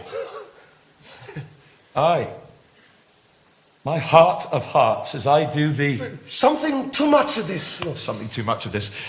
There is a play tonight before the king. One scene of it comes near the circumstance which I have told thee of my father's death. I pray thee, when thou seest that act afoot, even with the utmost shrewdness of thine eyes, observe mine uncle.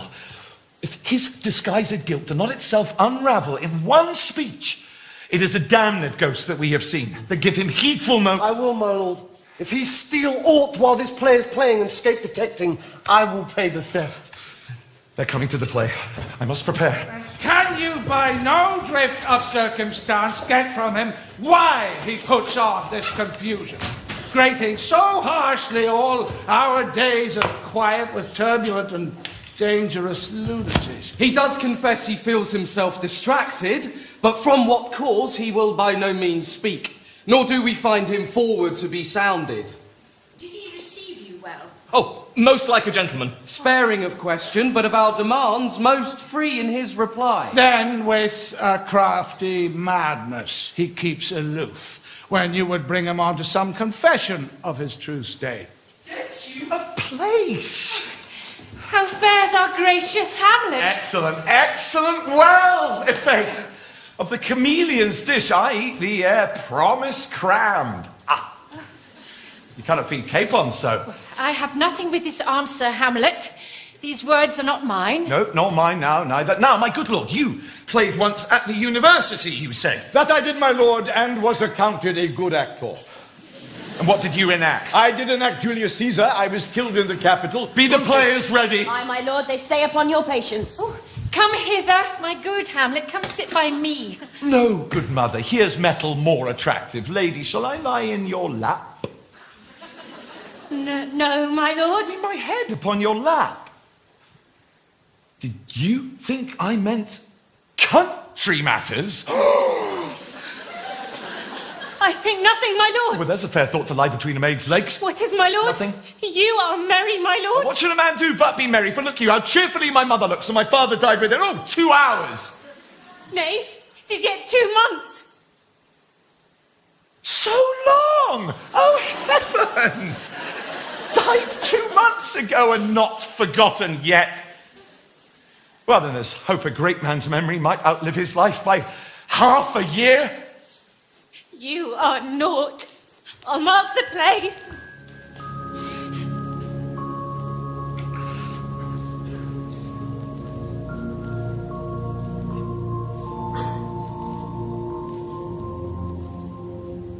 Full 30 times hath Phoebus' cart gone round, Neptune salt wash, and Tellus orbit ground, since love our hearts and Hymen did our hands unite commutual in most sacred bands. So many journeys may the sun and moon make us again count over ere love be done.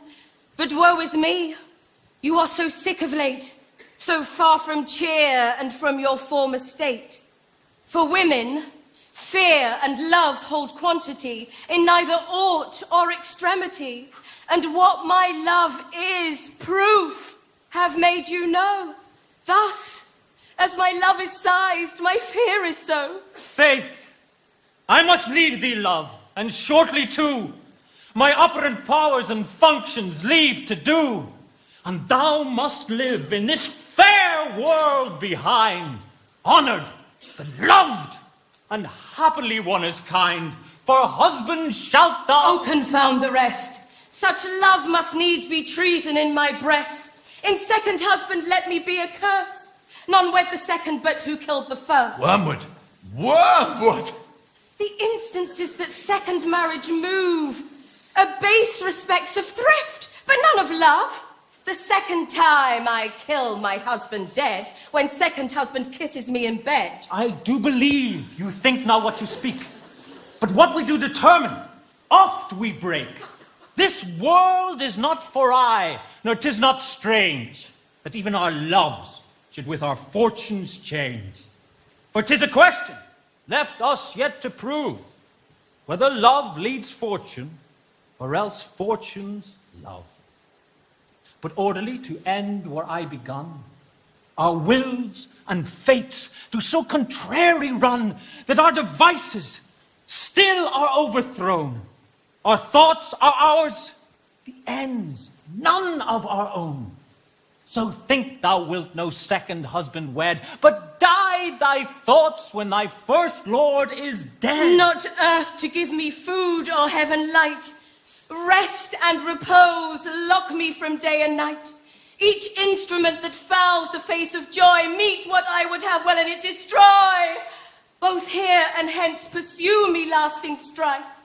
If once a widow, ever I be wife. Oh, if she should break it now. 'Tis deeply sworn. Sweet, leave me here a while. My spirits grow dull, and fain I would beguile the tedious day with sleep. Sleep, rock thy brain, and never come mischance between us twain.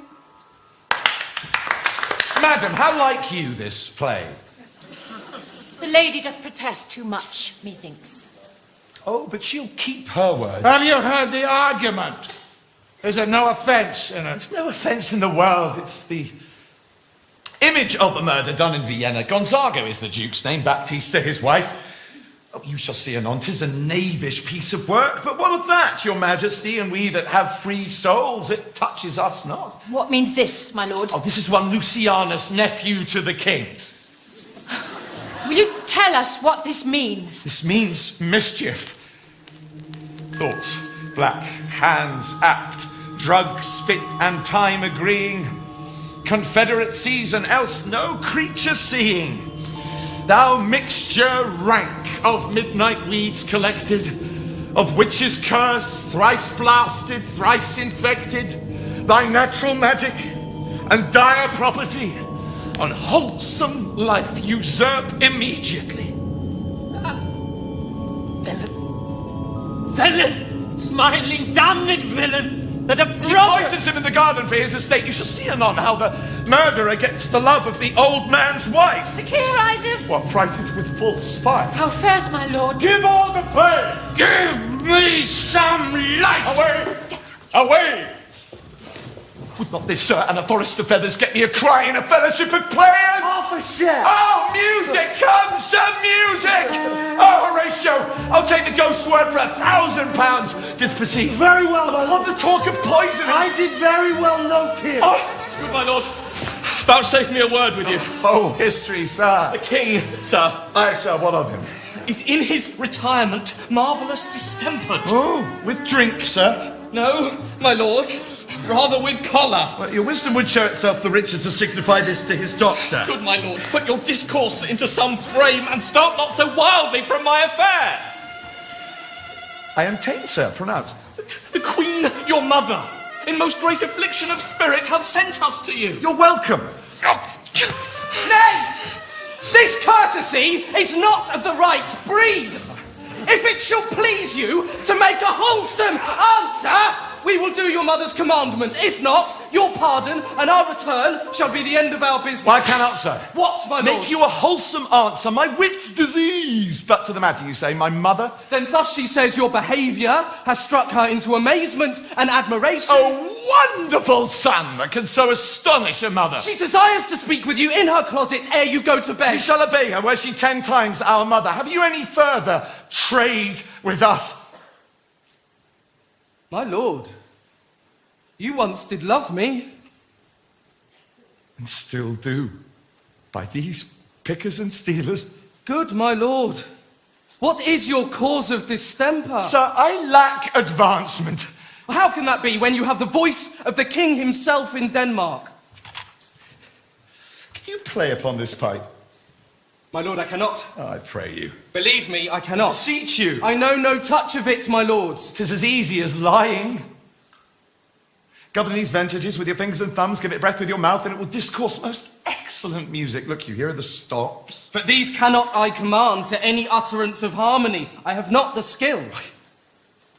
Look, you now, how unworthy a thing you would make of me. You would play upon me. You would seem to know my stops. You would sound me from my lowest note to the top of my compass. Yet there is much music, excellent voice in this little organ, yet cannot you make it speak? What, do you think I am easier to be played on than a pipe? Call me what instrument you will, though you fret me, you cannot play upon me.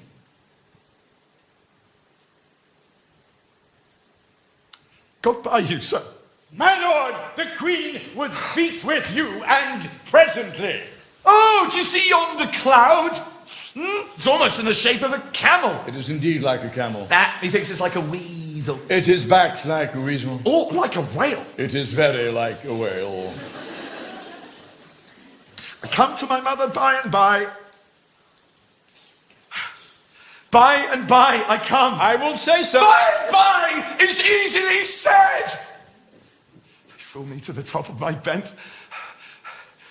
Leave me, friends.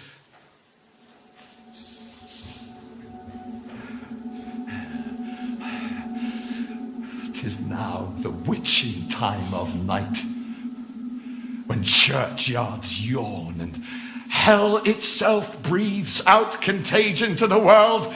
Now might I drink hot blood and do such bitter business as the day would quake to look upon. Soft now to my mother. Oh, heart, lose not thy nature. Let not ever the soul of Nero enter this firm bosom. Let me be cruel, but not unnatural. I will speak daggers to her, but use none.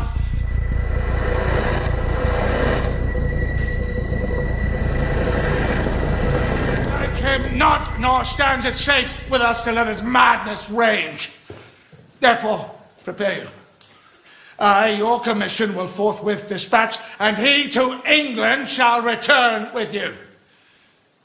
The terms of our estate may not endure hazards so dangerous as doth hourly grow out of his lunacies. What think you on it? Most holy and religious fear it is to keep those many, many bodies safe that live and feed upon your majesty. The cease of which my lord dies not alone, but like a gulf doth draw what's near it with it. Thus set it down. He shall with speed to England. Perhaps the seas and countries different with variable aspect shall expel this something settled matter in his heart, whereon his brain still beating puts a muscle fashion of himself. 'Tis wisely spoke. Arm you, I pray you, to this speedy voyage, for we will fetters put upon this fear that now grows too free-footed.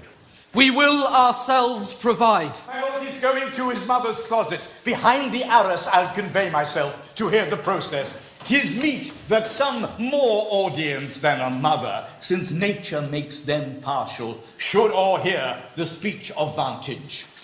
Thanks, dear my lord.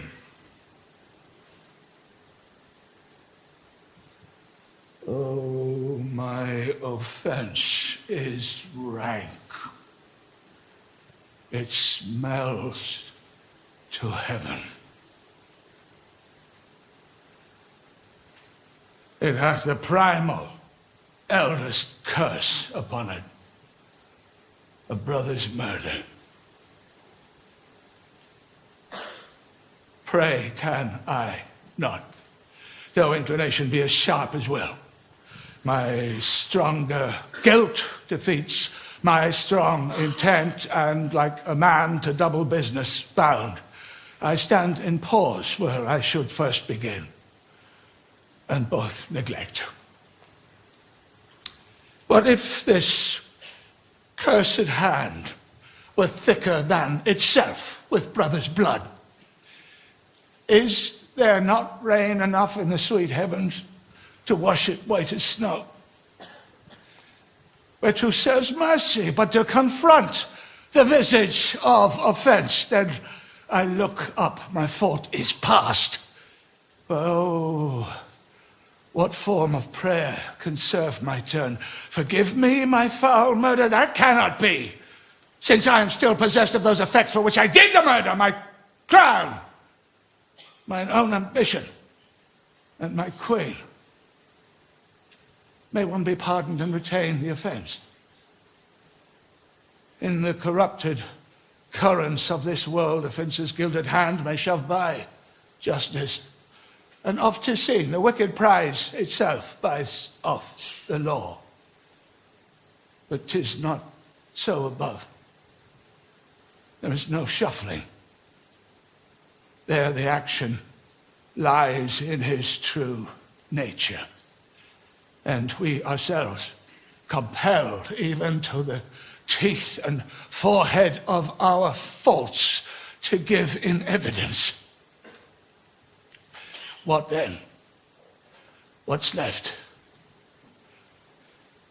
Try what repentance can. What can it not? Yet what can it when one cannot repent? Oh, wretched state. Oh, bosom black as death. Oh, limed soul that's struggling to be free art more engaged. Help, angels, make a say. Bow stubborn knees, and heart with strings of steel. Be soft as sinews of the newborn babe. All may be well.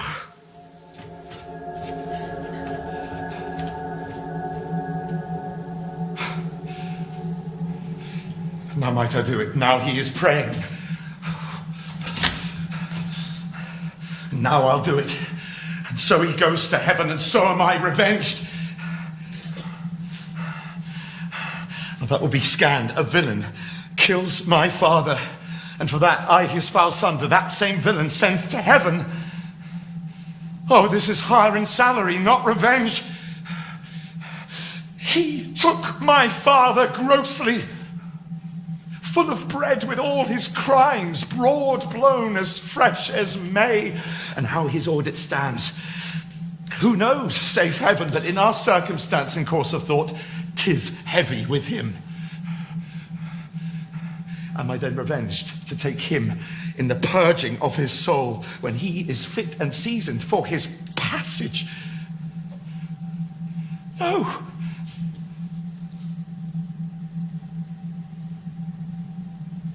When he is drunk asleep, or in his rage, or in the incestuous pleasure of his bed, at gaming, swearing, or about some act that has no relish of salvation in it, then I'll trip him, that his heels may kick at heaven, and his soul may be as black and damned as hell whereto it goes. My mother stays. This physic but prolongs thy sickly days.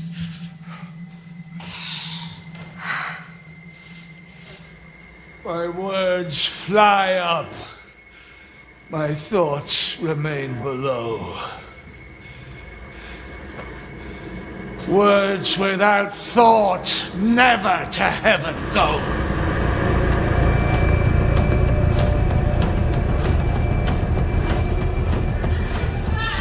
You lay home to him. Tell him his pranks have been too broad to bear, and that your grace hath screened and stood between much heat and him. No, not for all the riches under heaven.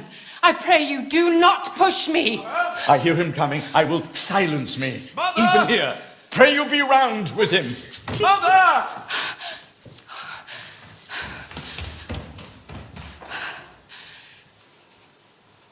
Oh, Mother. What's the matter? Hamlet, thou hast thy father much offended. Mother, you have my father much offended. Come, you answer with an idle tongue. Go, you question with a wicked tongue. Have you forgotten me? No, you are the queen, your husband's brother's wife, and would you were not so, you are my mother. Nay, then, I'll set those to you that can speak.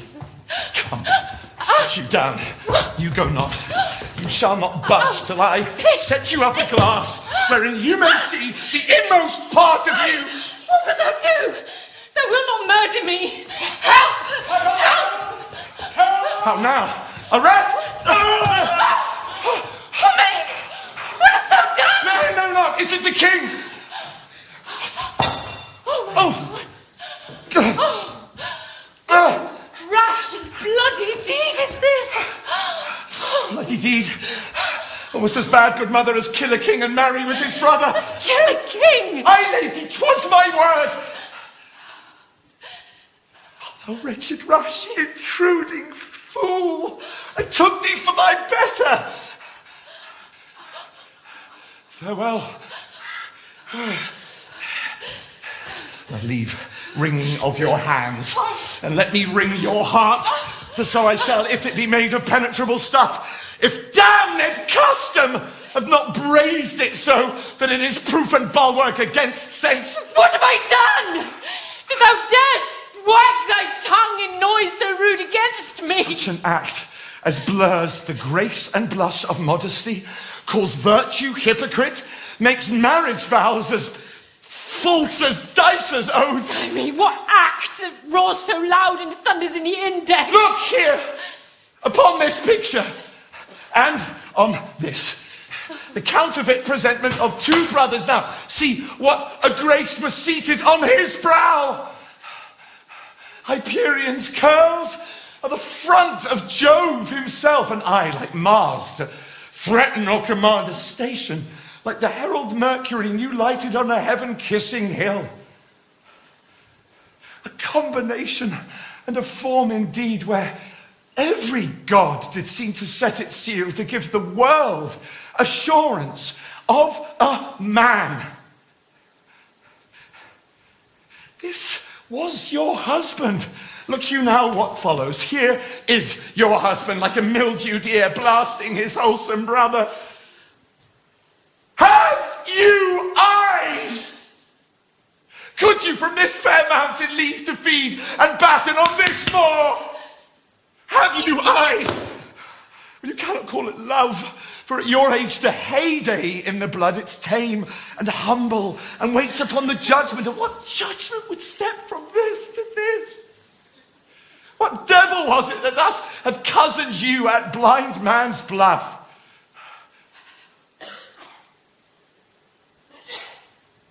Oh, shame. Where is thy blush?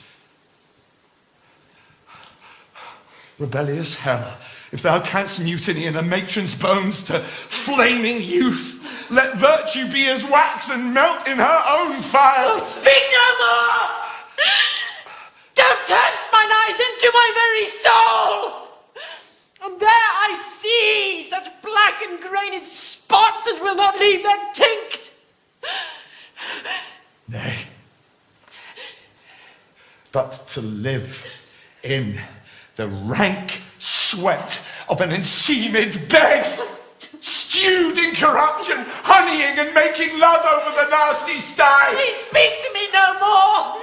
These words like daggers enter in mine ears no more, sweet. A murderer!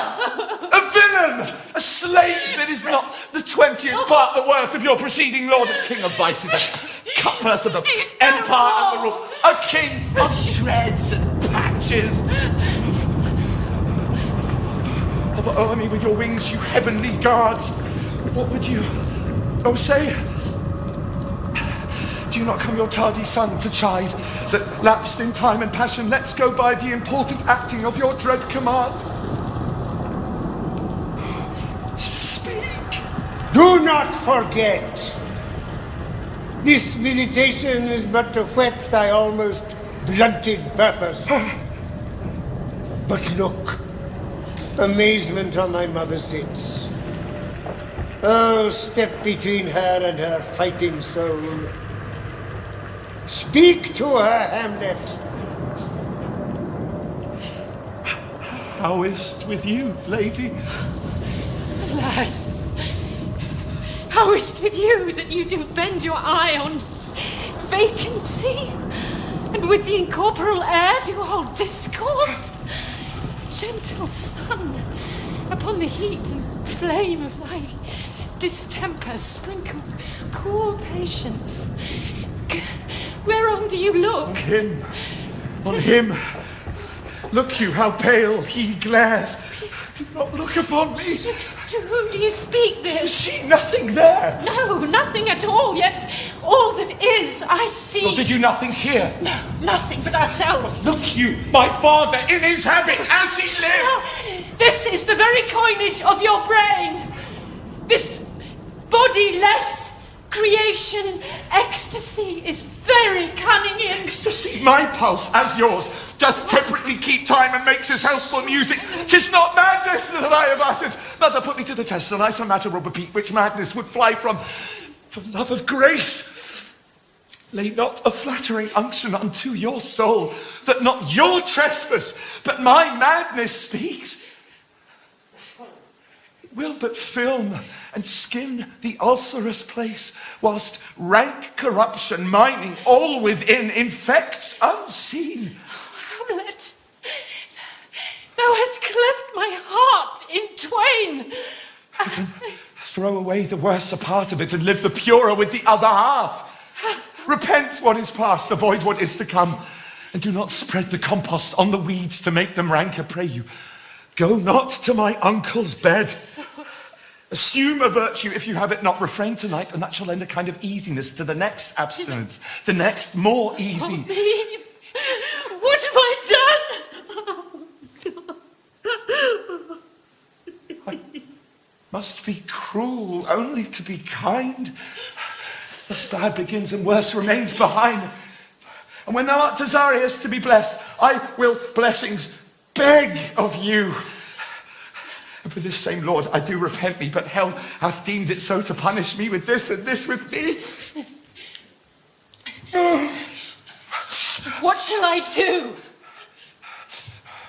Do not let the bloat king tempt you again to bed, pinch wanton on your cheek, call you his mouse, or for a pair of reachy kisses, or by paddling in your neck with his damned fingers, force you to ravel all this matter out, that I essentially am not in madness, but mad in craft.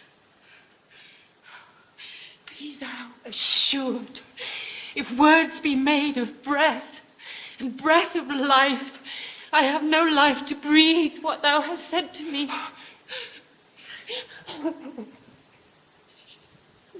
Oh,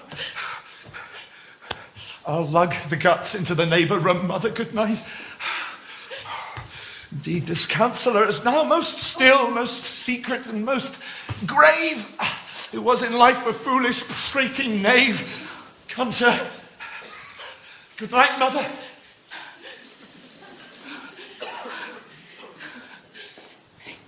Where is your son? What, Gertrude? How does Hamlet? Mad, as the seas and winds that do contend, which is the mightier?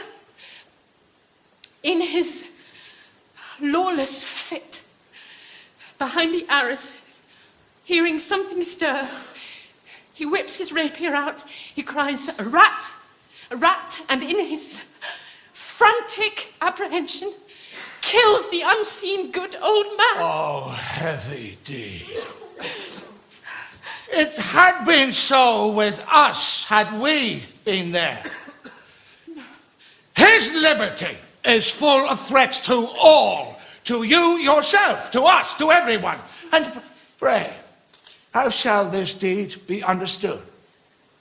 It will be laid to us, whose providence should have kept short, restrained, and out of haunt this mad young man. But so much was our love, we would not understand what was most fit, but like the owner of a foul disease, to keep it from divulging, lets it feed even on the piss of life. Where is he gone? To draw apart the body he hath killed. I pray you now, attend me! He weeps for what is done. The sun no sooner shall the mountains touch, but we will ship him hence. And this vile deed we must, with all our majesty and skill, both countenance and excuse. Friends, all, Hamlet, in madness, hath Polonius slain. Go seek him out, speak fair, bring the body into the chapel. I pray you, haste in this. Come, Gertrude, we'll call up our wisest friends to let them know both what we mean to do and what's untimely done.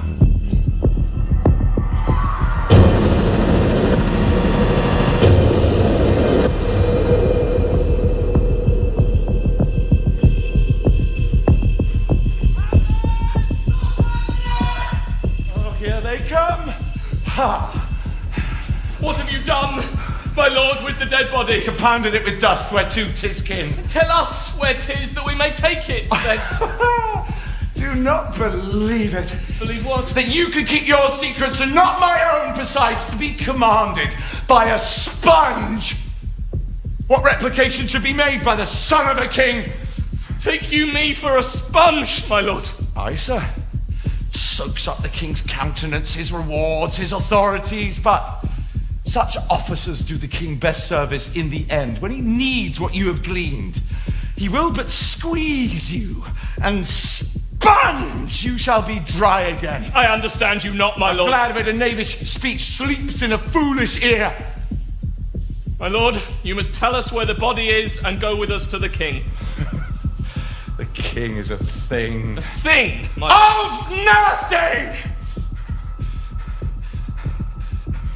Bring me to him.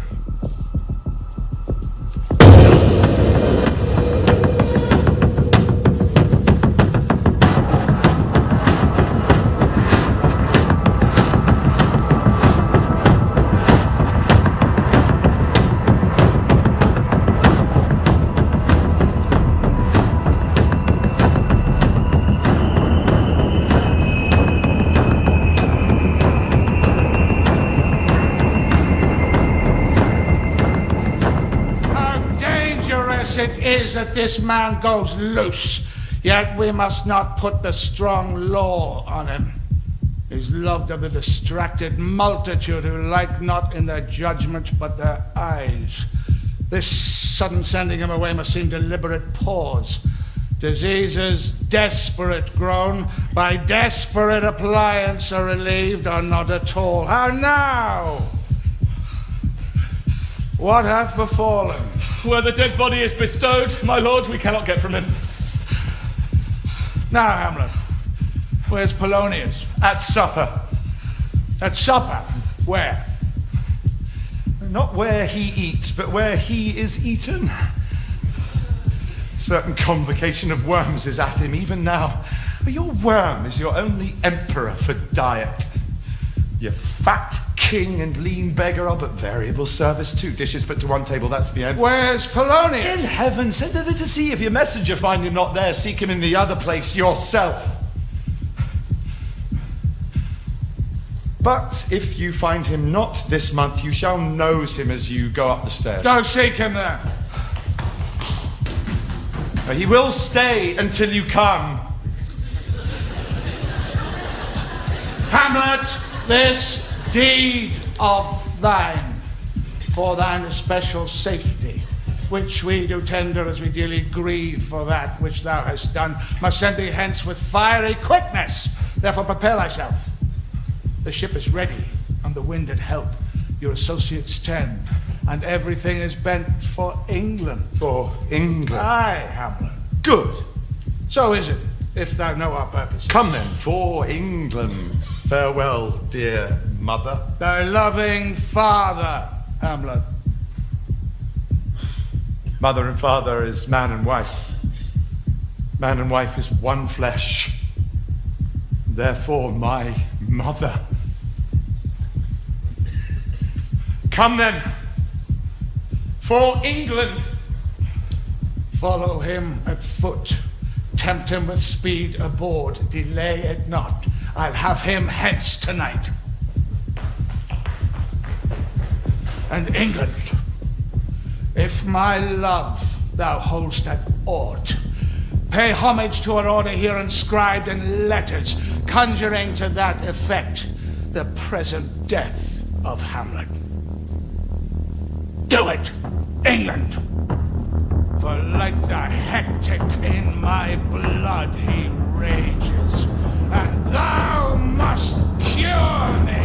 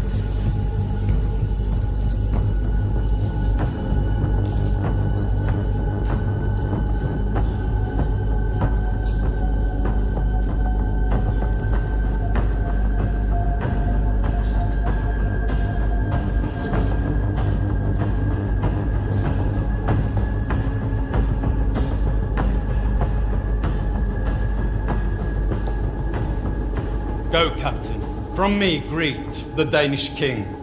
Tell him that by his license, Fortinbras craves the conveyance of a promised march over his kingdom. You know the rendezvous. If that his majesty would aught with us, we shall express our duty eye to eye. Let him know so. I will do it, my lord. Go softly on.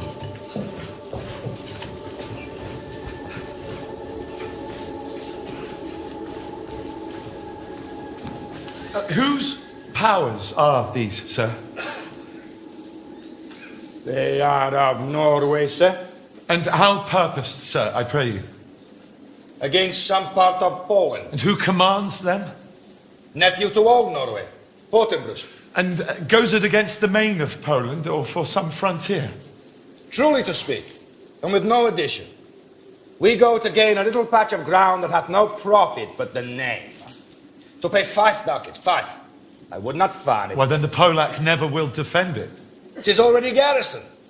2,000 souls and 20,000 ducats will not debate the question of this straw. Would it please you go, my lord? I humbly thank you, sir. God by you, sir. Please, your grace, to go along Go with a us. little before, I will be with you straight.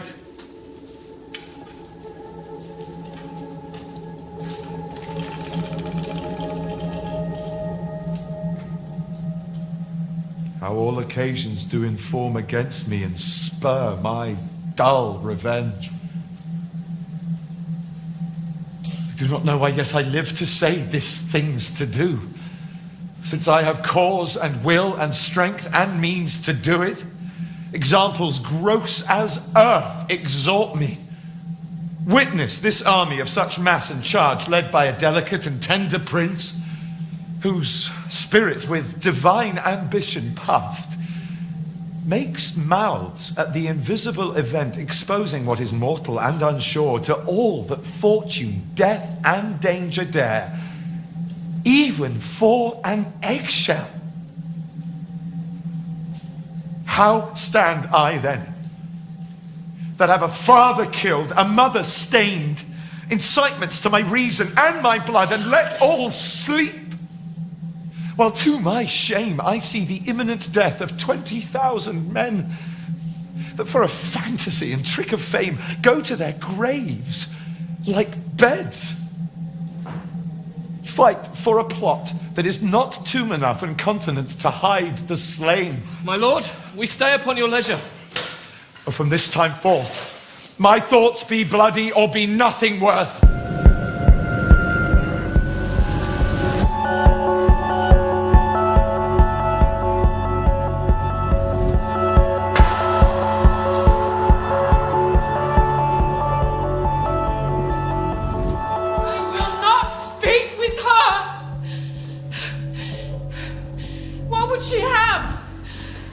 She speaks much of her father.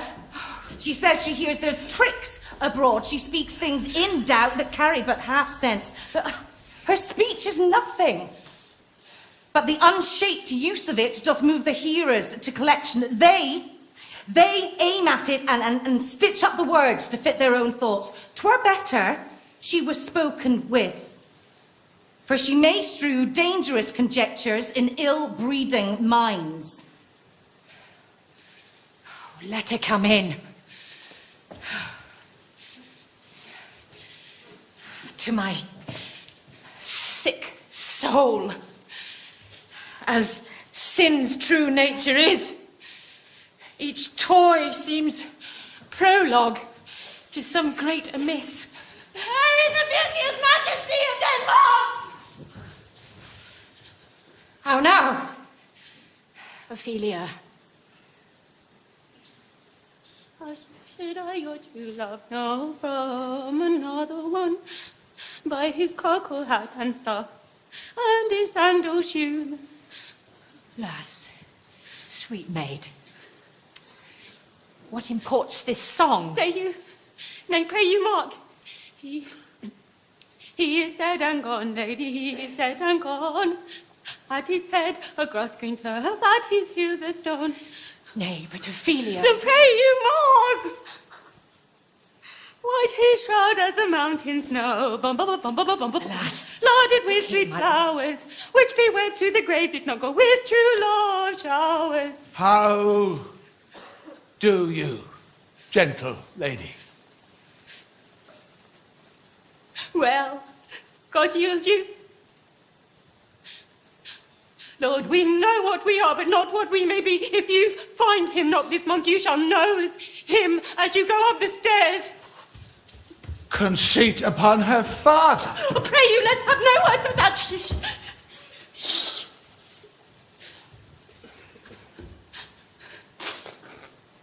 To the celestial, my soul's idol, the most beatified Ophelia. Pretty Ophelia. Doubt that the stars are fire, doubt that the sun doth move, doubt truth to be a liar, but never doubt I love. Be wary then, thy safety lies in fear. Indeed, 'tis in my memory locked. How sayest thou? Think yourself a baby. I shall obey, my lord. How long has she been thus? I hope all will be well. We must be patient. But I cannot choose to weep to think that they should lay him in the cold ground. My brother shall know of it. And so, I thank you for your good counsel. Come, my coach! Good night, ladies. Good night, sweet ladies. Good night. Good night. Follow her close. Give her good watch. I pray you. Oh, Gertrude. When sorrows come, they come not single spies, but in battalions. First, her father slain. Next, your son gone, and he most violent author of his own just remove. The people muddied thick and unwholesome in their thought and whispers of good Polonius's death, and we have done but greenly to inter him without due ceremony. Poor Ophelia, divided from herself and a fair judgment, without the which we are pictures, or mere beasts. What noise is that? Save yourself, my lord. Young Laertes in a riotous head overbears your officers. The rabble call him lord and cry, choose we, Laertes shall be king. Caps, hands and tongues applauded to the clouds. Laertes shall be king. O thou vile king, give me my father! Calmly, good Laertes. That drop of blood that's calm proclaims me bastard! What is the cause, Laertes, that thy rebellion looks so giant-like? Tell me, Laertes, why thou art thus insane? Where is my father? Dead. But not by me! Let him demand his fill. How came he dead? I'll not be juggled with. To hell allegiance, vows to the blackest devil, conscience and grace to the profoundest pit. I dare damnation, let come what will come, only I'll be revenged most thoroughly for my father. Who shall stay thee? My will, not all the world. And for my men, I'll marshal them so well, we shall go far with little. Good Laertes, if you desire to know the certainty of your dear father's death, is it writ in your revenge that wildly you will draw both friend and foe, winner and loser? None but his enemies. Will you know them then? His good friends. Thus wide I'll ope my arms, and like the life-rendering pelican, repass them with my blood. I know you speak like a good child, and a true gentleman. That I am guiltless of your father's death, it shall as level to your judgment pierce as day does to your eye.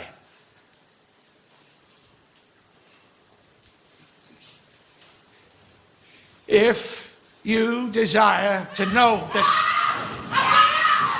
And now, what noise is this?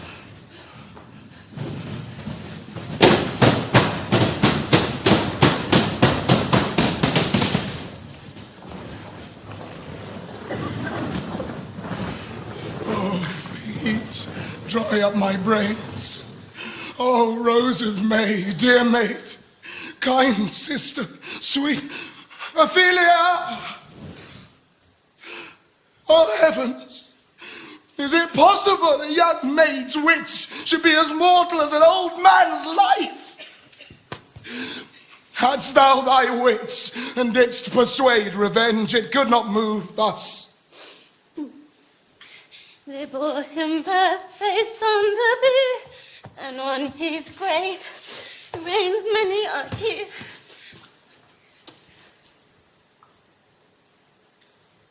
Fare you well, my dove.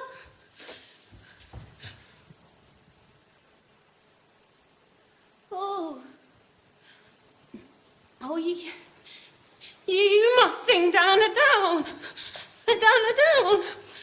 Dum dum dum dum dum dum dum dum dum dum.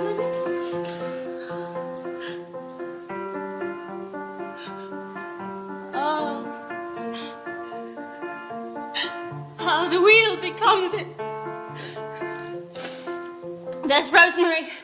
That's for remembrance. Pray, love, remember.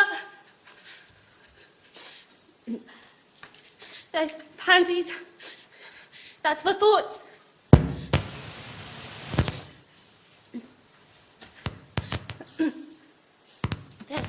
There's fennel for you. And columbine.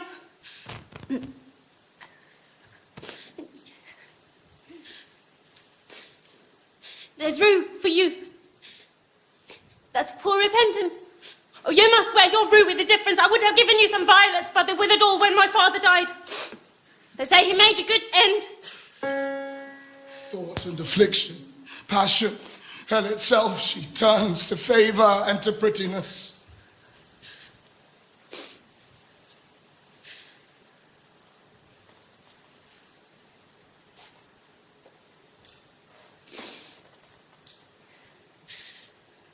Will he not come?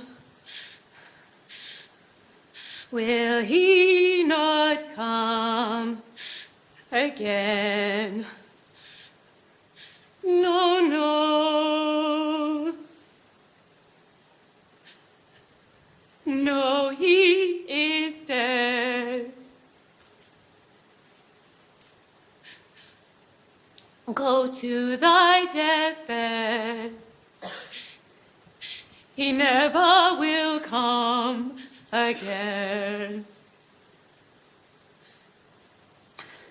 Bid white as snow. Flaxen was his pole. He is gone. He is gone.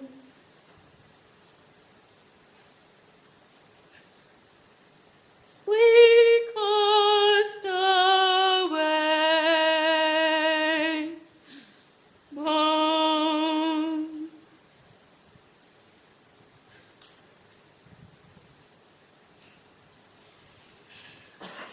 Do you see this?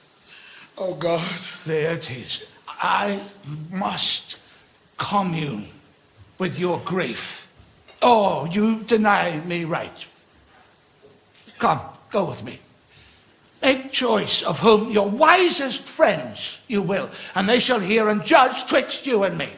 If by direct or by collateral hand they find us touched, we will our kingdom give, our crown, our life, and all that we call ours to you in satisfaction. But if not, be you content to lend your patience to us, and we shall jointly labor with your soul to give it due content.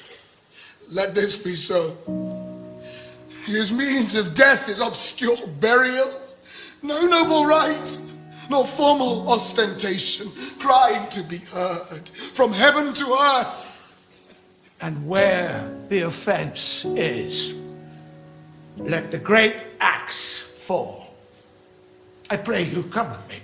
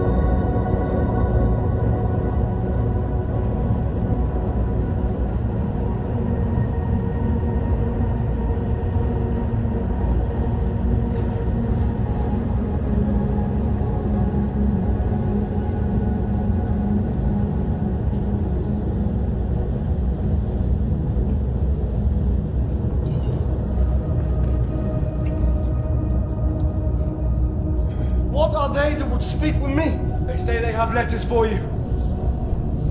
Well, I do not know from what part of the world I should be greeted if not from Lord Hamlet. How now, what news? God bless you, sir. Let him bless thee too. He shall, sir, if it please him. There's a letter for you, sir. If your name be Horatio, as I am led to know it is. Stay yet. You shall have the hearing of it. Horatio, when thou shalt have overlooked this, give these fellows some means to the king. They have letters for him. Ere we were 2 days old at sea, a pirate of very warlike appointment gave us chase. Finding ourselves too slow of sail, we put on a compelled valor. In the grapple, I boarded them. On the instant they got clear our ship, so I alone became their prisoner. But they have dealt with me like thieves of mercy. And these good fellows will bring thee where I am. Repair thou to me with as much haste as thou wouldst fly death. I have words to speak in your ear will make thee dumb. He that thou knowest thine, Hamlet, come, I will give you way for these your letters, and do it the speedier that you may direct me to him from whom you brought them.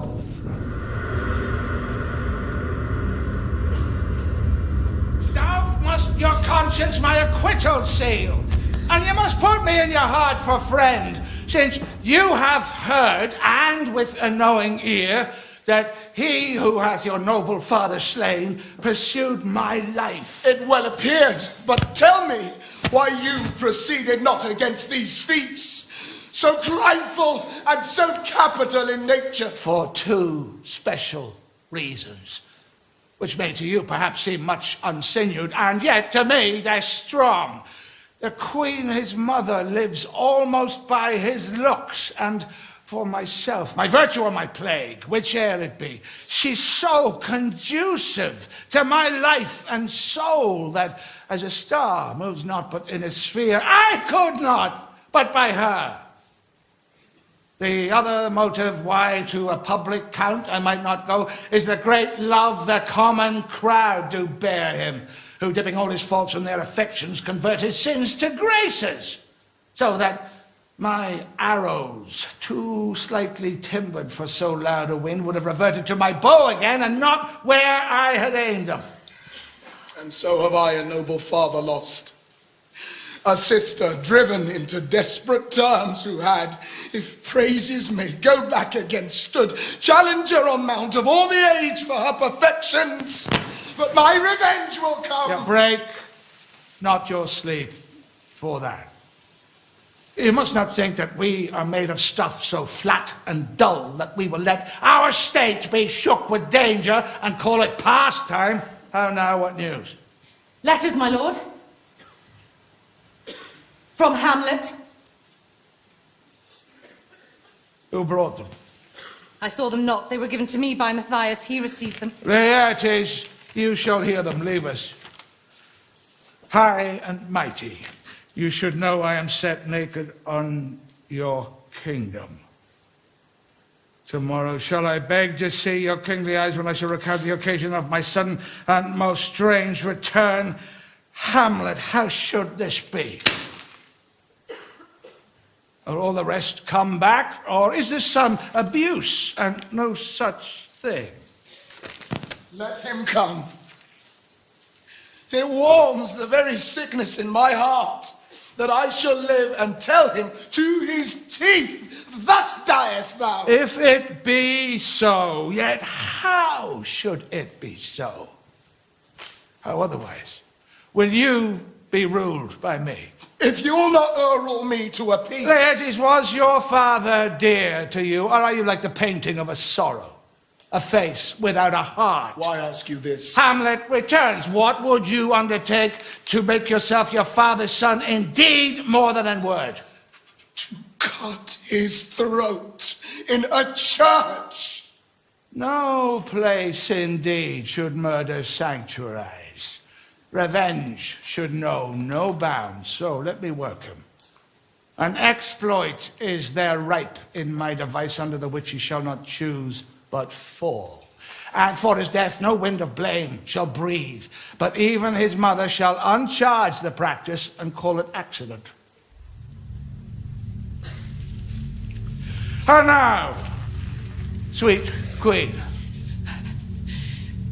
One woe doth tread upon another's heels, so fast they follow.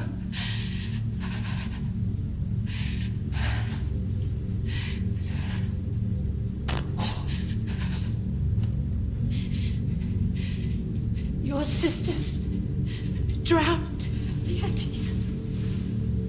Drowned how?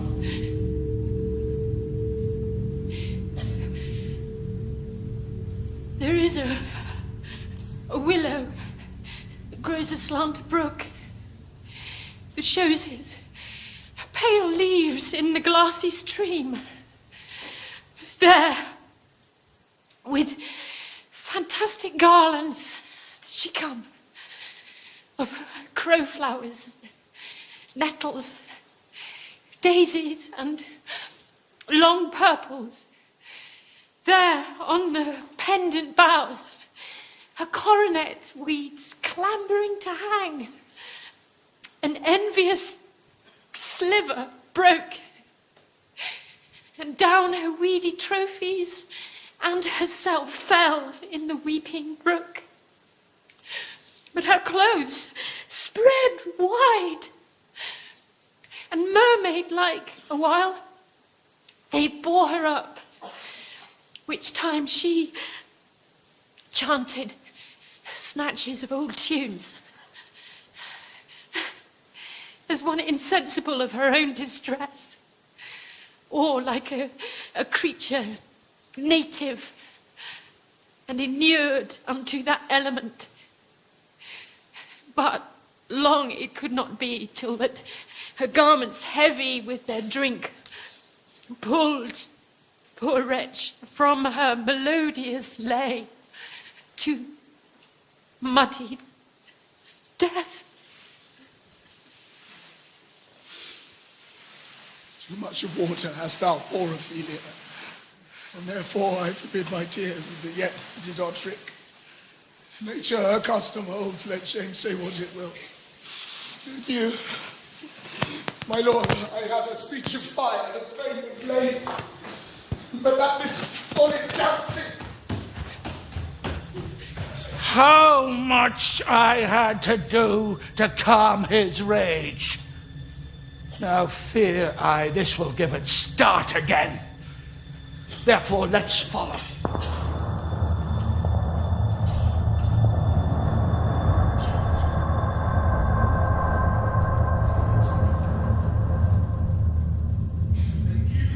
I was to do good turns with them. And Rosencrantz of Guildenstern. Hold their course for England. Of them I have much to tell thee. Wilt hear the circumstance? Well, my lord. Upon that first night before my capture, I lay my weary spirit down a bed, but in my heart there was a kind of fighting that would not let me sleep.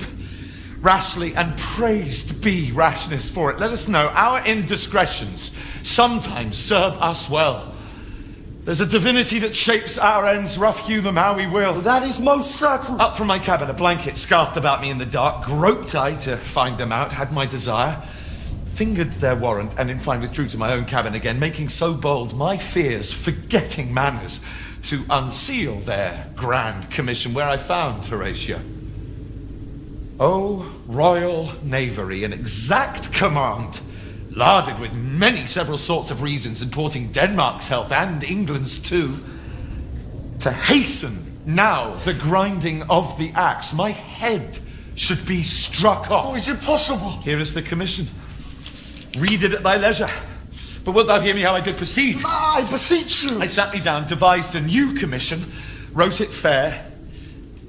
Did hold it a baseness to write fair, and laboured much how to forget that learning. Oh, but now it did me faithful service. Wilt thou know the effects of what I wrote? Aye, my good lord. Earnest conjuration from the king that on the known view of the contents he should the bearers put to sudden death. No shriving time allowed. How was this sealed? Well, even that was heavenly ordained. I had my father's signet in my purse. I folded up the writ in form of the other, placed it safely back, the changeling never known. The next day was our sea fight. What was to this sequent, thou knowest already. Who comes here?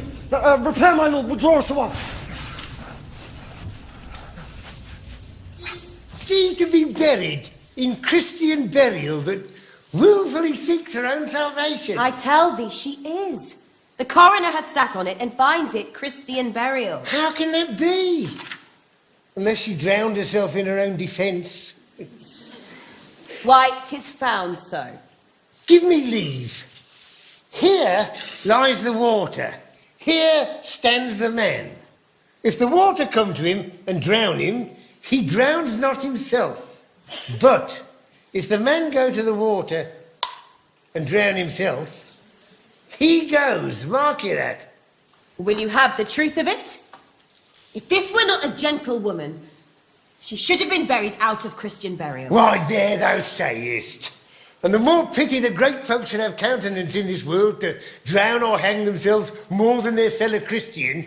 There is no proper gentleman but gardeners, ditchers, and grave makers.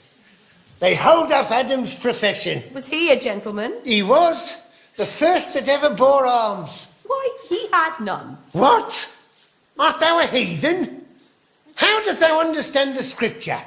The scripture says Adam digged. Could he dig without arms?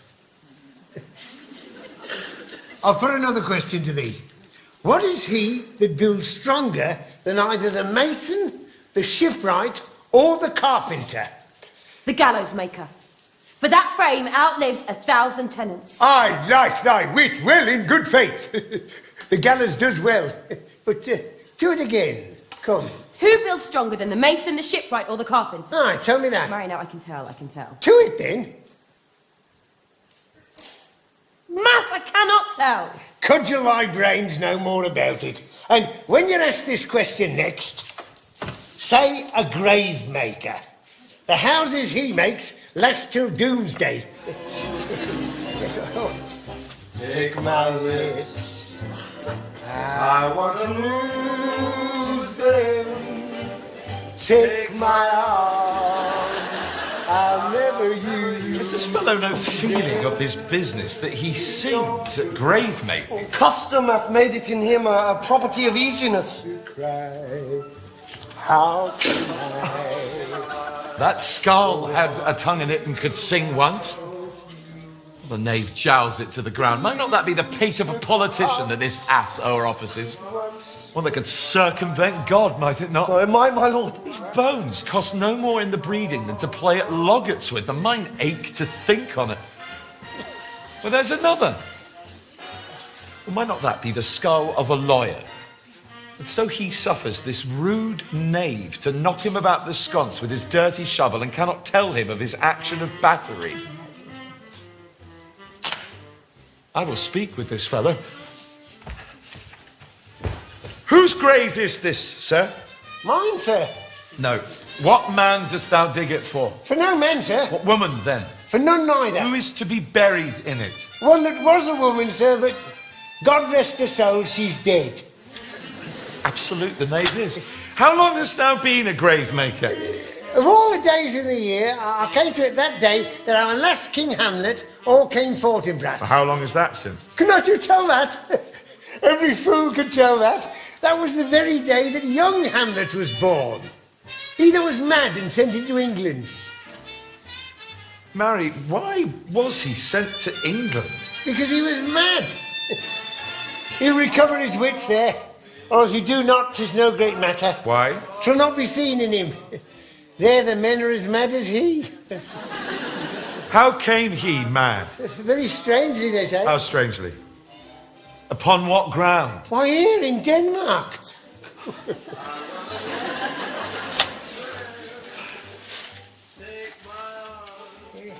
How long will a man lie in the earth ere he rot? Faith, if he be not rotten before he die, he will last you some 8 year or 9 year. A tenner will last you 9 year. Why he more than another? Why, sir, his hide is so tanned with his trade that he will keep out water a great deal. And your water's a sore decayer of your horse and dead body. Now,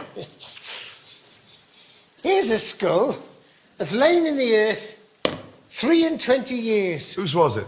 A horse and mad fellas it was. He poured a flagon of Rhenish on me head once. This same skull, sir, was Yorick's skull. The king's jester. This? Ain't that? Let me see.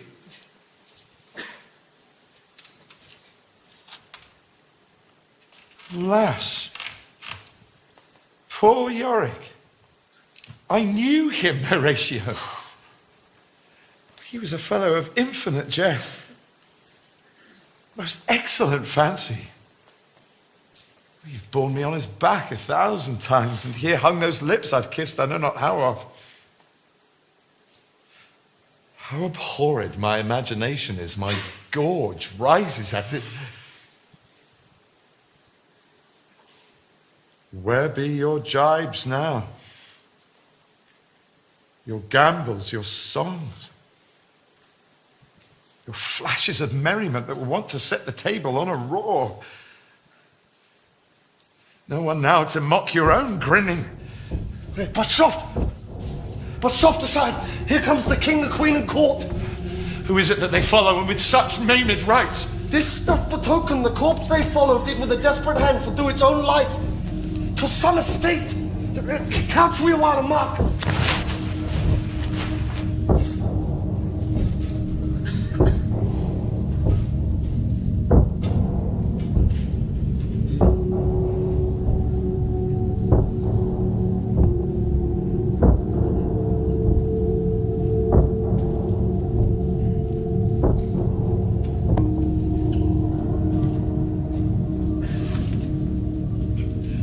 What ceremony else?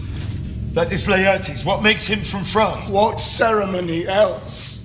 Her obsequies have been as far enlarged as we have warrants. Her death was doubtful, and but that great command o'ersways the order, she should in ground unsanctified have lodged till the last trumpet. For charitable prayers, shards, flints, and pebbles should be thrown on her. Yet here she is allowed her virgin rites, maiden struments, and the bringing home of bell and burial. Must there no more be done? No more be done! We should profane the service of the dead to sing sage requiem and such pieces to peace-parted souls.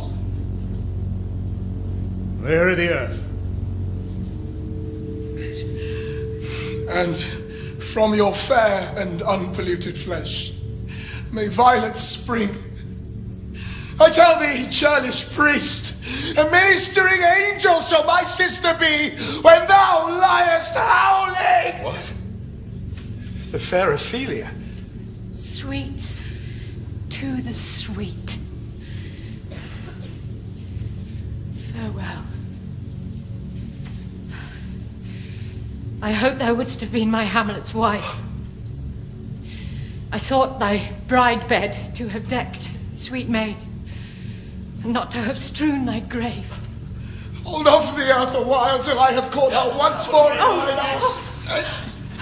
Now pile your dust upon the quick and the dead, till of this flat a mountain you have made to o'ertop Olympus. Oh, woe is he whose grief bears such an emphasis, whose phrase of sorrow conjures the wandering stars and makes them stand like wonder-wounded hearers. This is I, Hamlet the Dane. The devil take thy soul!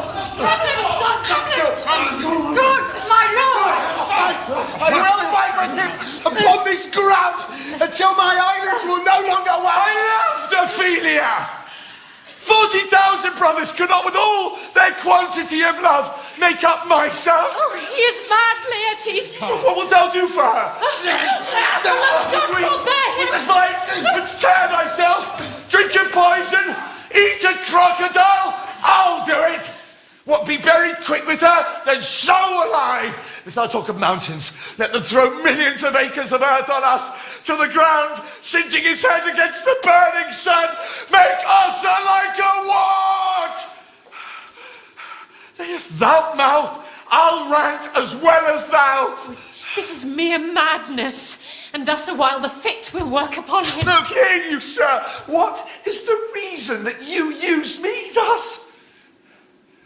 I loved you ever.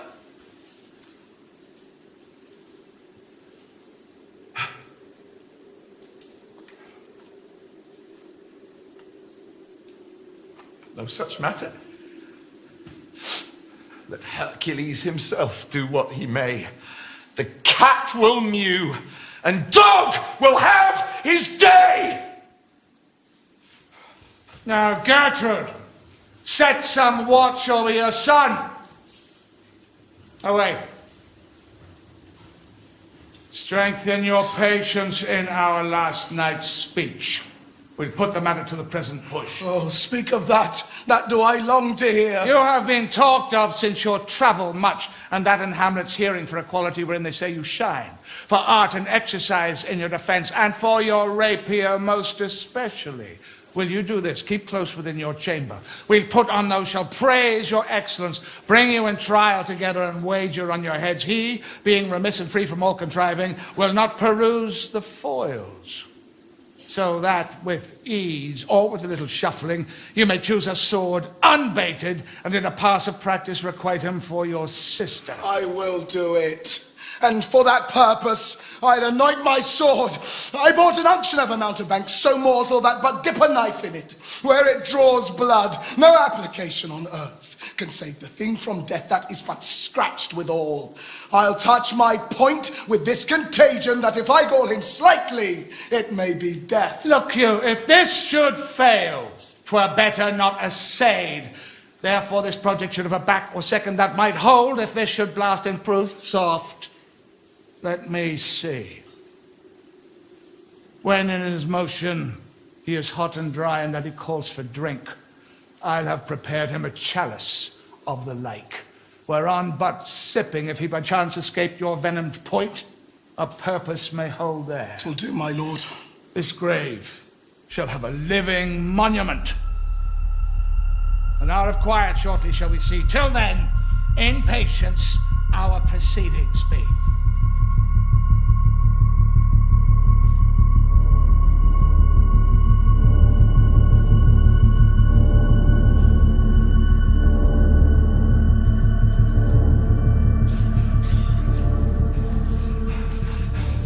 Does it not? Think thee, stand me now upon. He that hath killed my king, whored my mother, stepped between the succession and my hopes, thrown out his warrant for my proper life, and with such treachery, is it not perfect conscience to quit him with this arm? And is it not to be damned to let this canker of our nature come in further evil? It will be shortly known to him from England what is the issue of the business there. Aye, 'twill be short, the interim's mine, and a man's life no more than to save one. So Rosencrantz and Guildenstern, go to it. Why, man, they make love to this employment.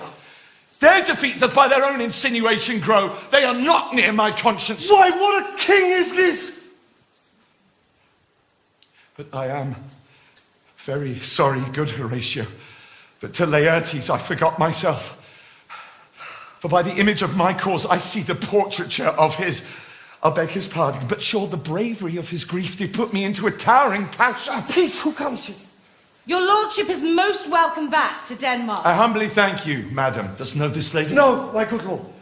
Sweet lord, if your lordship were at leisure, I should impart a thing to you from his majesty. I will attend it with all diligence of spirit. My lord, his majesty bade me signify this to you, that he has laid a great wager on your head. This is the matter. You are not ignorant of what excellence Laertes is at his weapon, rapier and dagger. That's two of his weapons, but... The king has wagered that in a dozen passes between you and him, he shall not exceed you 3 hits, and that it would come to immediate trial if your lordship will vouchsafe the answer. How if I answer no? If it please his majesty, let the foils be brought. I'll win for him if I can. If not, I'll gain nothing but my shame in the odd hit. I commend my duty to your lordship.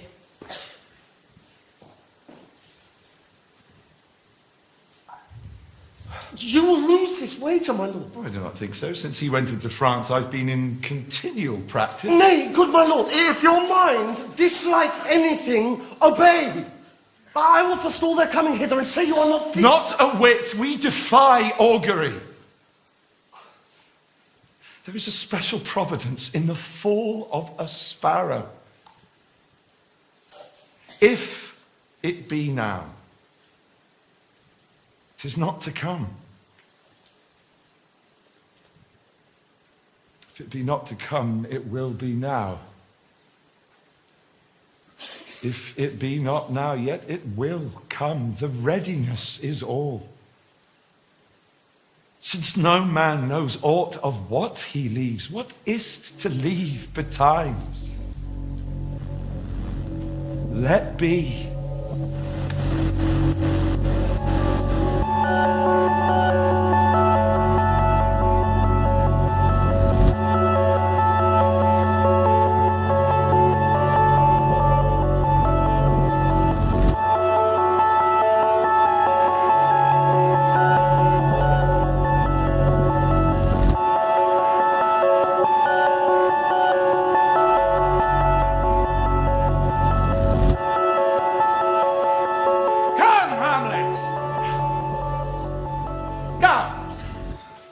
And take this hand from me.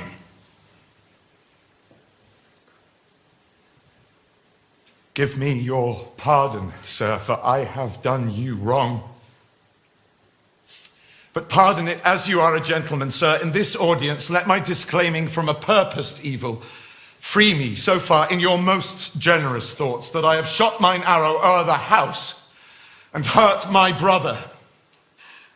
I am satisfied in nature, whose motive in this case should stir me most to my revenge. But in my terms of honor, I stand aloof and seek some reconcilement to keep my name ungorged. But till that time, I do receive your offered love like love, and will not wrong it. I do embrace it freely, and will this brother's wager freely play. Bring us the foils, come on. Come, one for me. Hamlet, you know the wager. Very well, my lord. Your grace hath laid the odds on the weaker side. This is too heavy. Let me see another. This likes me well. These foils have all the length. Aye, my lord. Set me a cup of wine upon the table. If Hamlet give the first or second hit, the king shall drink to Hamlet's better health. And in the cup a jewel shall he throw, richer than that which 4 successive kings in Denmark's crown have worn. Come now, begin. And you, the judges, bear a wary eye. Come, sir.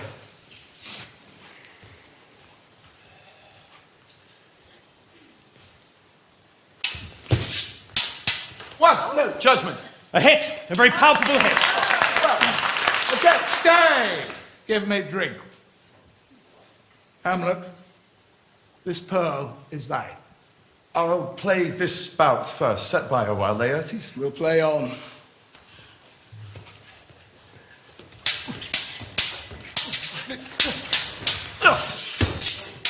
Another hit. What say you? A touch, I do confess.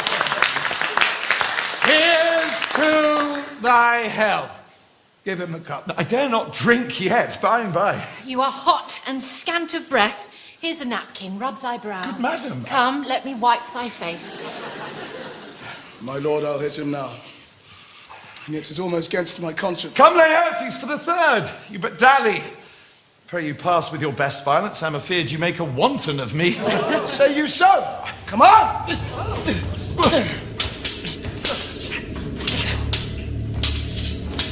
Oh, nothing neither way.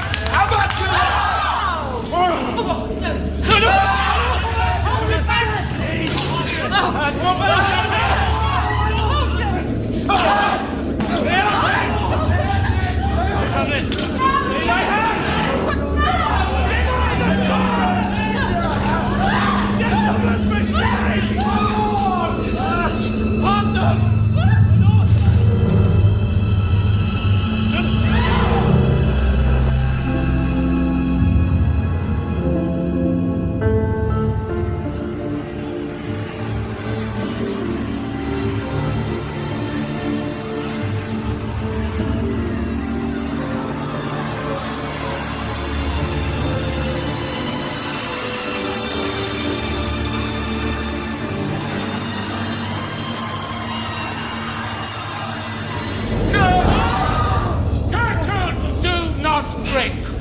I will, my lord. I pray you, pardon me. How is it, Laertes? Why, as a woodcock to mine own snare, I am justly killed by mine own treachery. Oh, look to the queen there. How does the queen? She swoons to see them bleed. No! No, the drink! The drink, it's poison! Oh, how? Villainy. Treachery! Let the doors be locked! Seek it out! It's here, Hamlet! Hamlet, thou art slain. In thee there is not half an hour of life. No medicine in the world can do thee good. The treacherous instrument is in thy hand, unbaited and envenomed. The foul practice hath turned itself on me. The king's to blame. The point envenomed, then venom to thy Lord! Here, thou incestuous, murderous, damned Dane, drink of this potion and follow my mother! Thou wretched queen, adieu. Exchange forgiveness with me, noble Hamlet. Mine and my father's death come not upon thee, nor thine on me. Heaven make thee free of it. I follow thee. Oh. I am dead, Horatio. Anabatimous' fell sergeant, death is strict in his arrest. Oh, I could tell thee. But let it be, Horatio, I am dead, but thou livest. Report me and my cause aright to thee unsatisfied. Never believe it. I am more an antique Roman than a Dane. He's yet some liquor left. No. Give me the cup as thou art a man. By heavens, I'll have it. Think what a wounded name, things standing thus unknown, shall live behind me. If ever thou didst hold me in thy heart, absent me from felicity a while, and in this harsh world draw thy breath in pain to tell my story. I die, Horatio.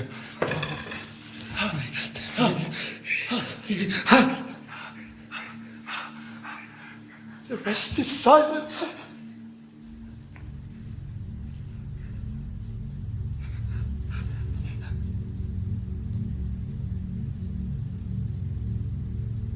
Now cracks a noble heart.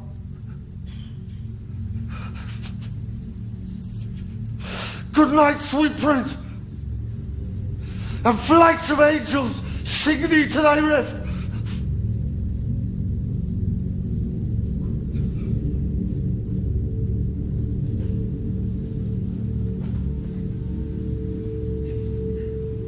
What is this sight?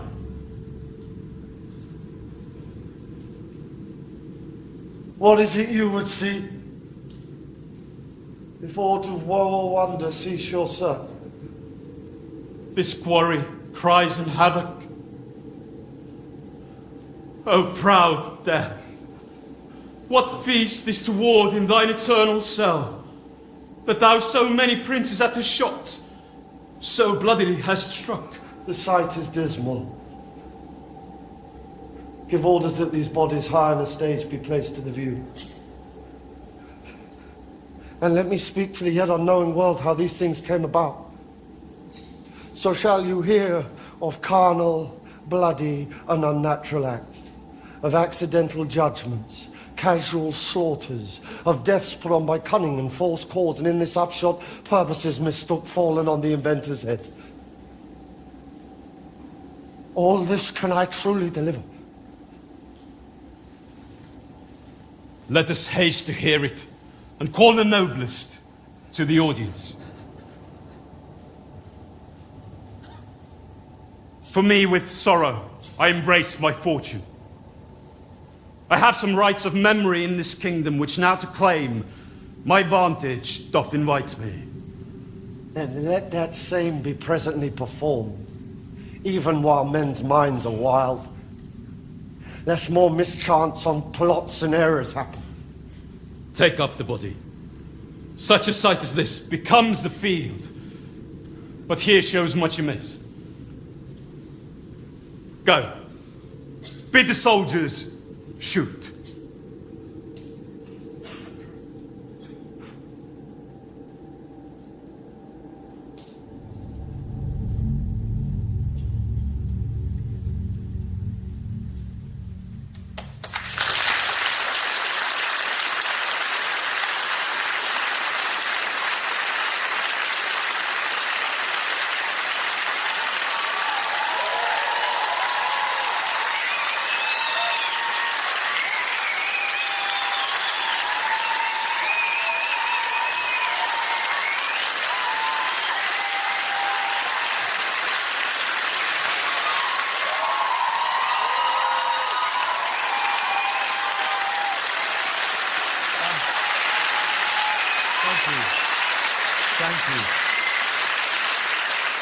Ladies and gentlemen, thank you very much. What's extraordinary about NT Live is no matter where you're watching tonight, you're all in this theatre with us. And normally at the Barbican, what we do at this point is appeal for Save the Children. Currently, over 200,000 people have lost their lives in the conflict in Syria. And we're asking to collect on their behalf. These are people like you and me, mothers, daughters, fathers, sons. And 11 million of which are fleeing their homes because of the unimaginable horrors of war. There's a poem by Washan Shire that I'd like to very briefly share with you. It's called Home. She herself is a Somalian refugee. No one leaves home unless home is the mouth of a shark. You only run for the border when you see your whole city running as well. You have to understand that no one puts children in a boat unless the water is safer than the land.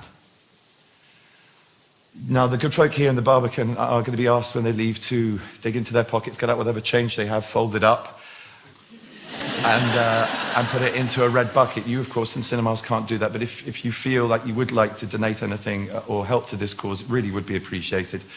And there should be an address for you to do that. And if I don't get this wrong, after a little bit of Hamlet, forgive me if I do, it's something like www.savethechildren.org.uk/Hamlet. Thank you very much. God bless you for your help and for being here.